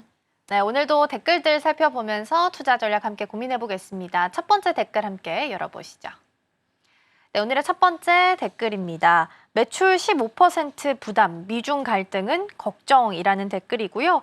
엔비디아랑 AMD가 중국 쪽에 칩을 팔게 되면 15%의 수익을 미국 쪽에 전달하기로 합의를 본 것으로 나타났습니다. 오늘 아침에 나왔던 트럼프 대통령 인터뷰를 보면 원래 20%였다가 15%로 합의했다라는 내용들도 좀 전해지기도 했거든요. 근데 이제 IB들은 상당히 이례적이다라는 평가를 좀 내리고 있는 것 같아요. 어떤 이유 때문일까요? 네, 이번 합의의 경우에는 이 조건부 수출 허가라는 점에서 매우 이례적이라는 평가를 받고 있습니다. 트럼프 행정부가 중국 수출 금지를 풀어주는 대가로 일부 매출에 정부 지원을 환원을 받겠다는 점인데요. 이 방식은 과거 철강, 또 자동차 등에서 쓰인 관세 협상 카드로 쓰인 적은 있지만 첨단 반도체 분야에서의 매출 비율은 정확히 설정한 사례는 아직까지 거의 없습니다. 정치적으로는 중국의 기술을 판다는 비판을 상쇄하고 재정적으로는 미국 내 반도체 투자와 또 일자리 창출에 재원을 투입하겠다는 의도로 보입니다. 엔비디아의 입장에선 중국이라는 거대 시장을 다시 열 수 있다는 점에서 합의에 응한 것으로 보이고요. 이 15% 부담이 공급망 단가 협상이나 발주 조건으로 전가될 가능성이 큽니다. 국내 HBM 공급사인 SK하이닉스와 삼성전자도 또 가격 인하 압박을 받을 수 있는 상황이고요. 발주 물량 배분이 변동될 가능성도 사실은 배제할 수가 없습니다. 결국 단기적으로는 중국향 수요 증가가 긍정적이지만 이 중장기적으로는 비용 전가 리스크가 깔린 복합 변수라고 판단하고 있습니다. 네, 일단 미국과 중국 간의 이 반도체에 대한 갈등은 계속해서 이어지고 있는 상황입니다. 근데 엔비디아 칩이 중국 쪽에선 반드시 좀 필요한 상황이기는 한데 최근에 이제 나왔던 중국 쪽의 의견을 보면 엔비디아 칩에 의한 보안 의혹을 제기를 좀 했습니다. 백도어와 관련된 의혹이 제기가 된 건데요. 우리 반도체 업계한테는 악재로 작용할 가능성은 없는 걸까요? 사실 이 중국 관영 매체와 또 정부 계열 기관들이 H20의 성능 저하, 나아가 백도어 가능성까지 이렇게 언급을 한 점은 단순히 비난을 넘어 또 전략적 움직임이다라고 판단하고 있습니다.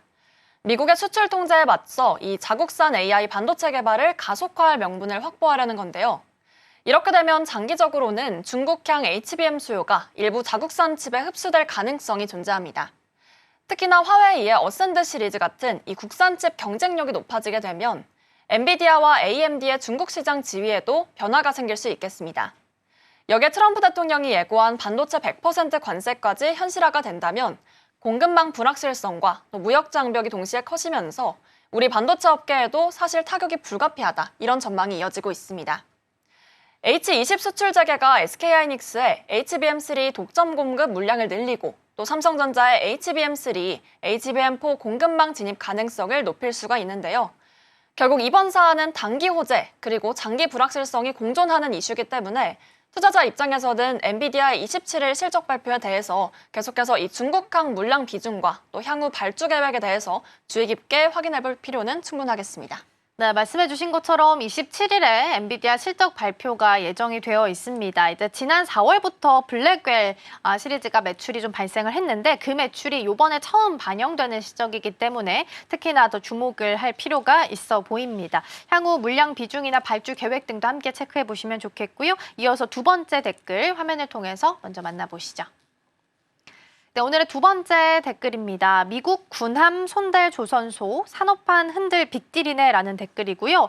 정부가 이제 미 군함 MRO를 전용으로 하는 조선소 설립을 검토한다라는 게 어제 기사상으로 보도가 됐습니다. 구체적으로 어떤 곳들을 후보로 좀 내밀고 있을까요? 현재 이 정부를 중심으로 이 한국과 미국 간 이 조선업 협력의 일환으로 또 미군함 유지 보수를 현재 맡을 이런 전용 조선소 설립을 추진 중인 상황입니다. 먼저 주요 후보로는 경남 진해의 K조선, 그리고 부산의 HJ중공업, 그리고 전북 군산의 HD현대중공업, 군산조선소가 거론되고 있습니다. K조선의 경우에는 미 해군 부대가 인접해 또 진해에 위치해서 입지적인 강점이 크고요. 정부가 인수했기 때문에 MRO 기지로 이렇게 전환하는 방안도 검토 중인 상황입니다. HJ중공업은 이미 미 해군과 MRO 협약 체결을 추진하며 준비에 박차를 가하고 있는 상황이고요. 군산조선소는 미국 MRO 단지 조성 후보로는 논의되고 있으나 여기에 있는 지정학적 리스크 때문에 사실상 현실화 가능성은 상대적으로 낮다, 이런 평가가 이어지고 있습니다. 이번 사업은 한국조선업이 이 안정적인 일감을 제공하는 동시에 미중 전략 경쟁 속에서 미군 해군의 아시아 작전 지원의 거점으로서도 새로운 의미를 갖게 됩니다. 다만 중국의 견제 가능성을 놓칠 수가 없고요. 또 MRO 사업 특성상 수익이 선박 건조보다는 낮지만 또 꾸준한 일감 확보가 중요합니다. 그렇기 때문에 앞으로 정부의 K조선 인수 추진, 또 HJ중공업의 협약 진행 상황, 또 더 나아가서 군산항 이 MRO 단지 조성 여부 등 다양한 부분들을 체크해야 될 것으로 보입니다. 그리고 또 중국 등 이런 지정학적 변수들이 사업 진행의 핵심 변수로 작용하니만큼 계속해서 확인해 보셔야겠습니다. 네, 가장 이제 최근에 봤던 기사 중에 하나는 아마 군산조선소 검토 이야기를 좀 보셨을 겁니다. 가장 가능성이 좀 높은 상황이고요. 근데 일단 만약에 여기서 긍정적인 이야기가 나오면 상대적으로 피해를 볼 수 있는 쪽으로 보면 또 중국 소비주들이 언급이 되고 있으니까 이 부분도 투자 아이디어상으로는 함께 참고를 좀 해보시면 좋겠고요. 다시 조선 쪽으로 돌아와서 좀 보면요. 일단 국내 조선업과 미중 관계에 있어서도 상당한 좀 영향을 줄 수 있을 것 같거든요. 어떤 부분들 예상해 볼 수 있을까요? 네, 이번 협력에 대해서 좀 말씀을 드리자면 이 한국 조선업에 또 안정적인 성장 동력을 부여할 수 있다, 이렇게 인식되고 있습니다. 미군함 MRO 전용 조선소가 국내에 설립이 되면 이 미 해군의 아시아 태평양 작전 지원이 또 원활해지고요. 여기에 나아가서 한국 조선업계는 미군 수요를 기반으로 장기적 일감과 또 기술 경쟁력을 새롭게 확보할 수 있게 되겠습니다. 특히 미중 전략 경쟁이 격화되는 가운데 미국은 아시아 내 군사 인프라 강화를 현재 추진 중인 상황이고요. 또 이 과정은 한국 조선업 협력과 이 미국 입장에서는 매우 전략적인 의미를 가진다라고 해석할 수 있겠습니다. 반면 중국의 경우에는 이를 조금 견제할 수 있는 그런 가능성이 높기 때문에 지정학적 긴장이 심화될 수 있겠습니다. 따라서 이번 사업은 경제적 측면뿐만이 아니라 안보와 그리고 외교적인 의미도 크기 때문에 정부와 업계 모두 현재는 신중하면서 또 적극적으로 대응해야 되는 그런 중요한 과제로 파악되고 있습니다. 네, 한마디로 정리를 하면 정부 주도로 일단 가지고 있는 중형 조선사를 좀 인수를 해서 거기서 이제 미국의 MRO나 군함 건조를 맡기는 방안을 검토하고 있다라는 부분으로 정리를 좀 할 수 있겠습니다. 조선에 대한 시각들이 계속 좀 좋게 이어지고 있는 상황이고요. 오늘도 돌고 돌아서 조선주 다시 한번 강세를 좀 보이고 있는 상황이니까 함께 참고해서 보시면 좋겠습니다. 댓글 답해주는 아나운서 코너는 여기서 마치도록 하겠습니다. 김민혜 거 오늘 말씀 고맙습니다.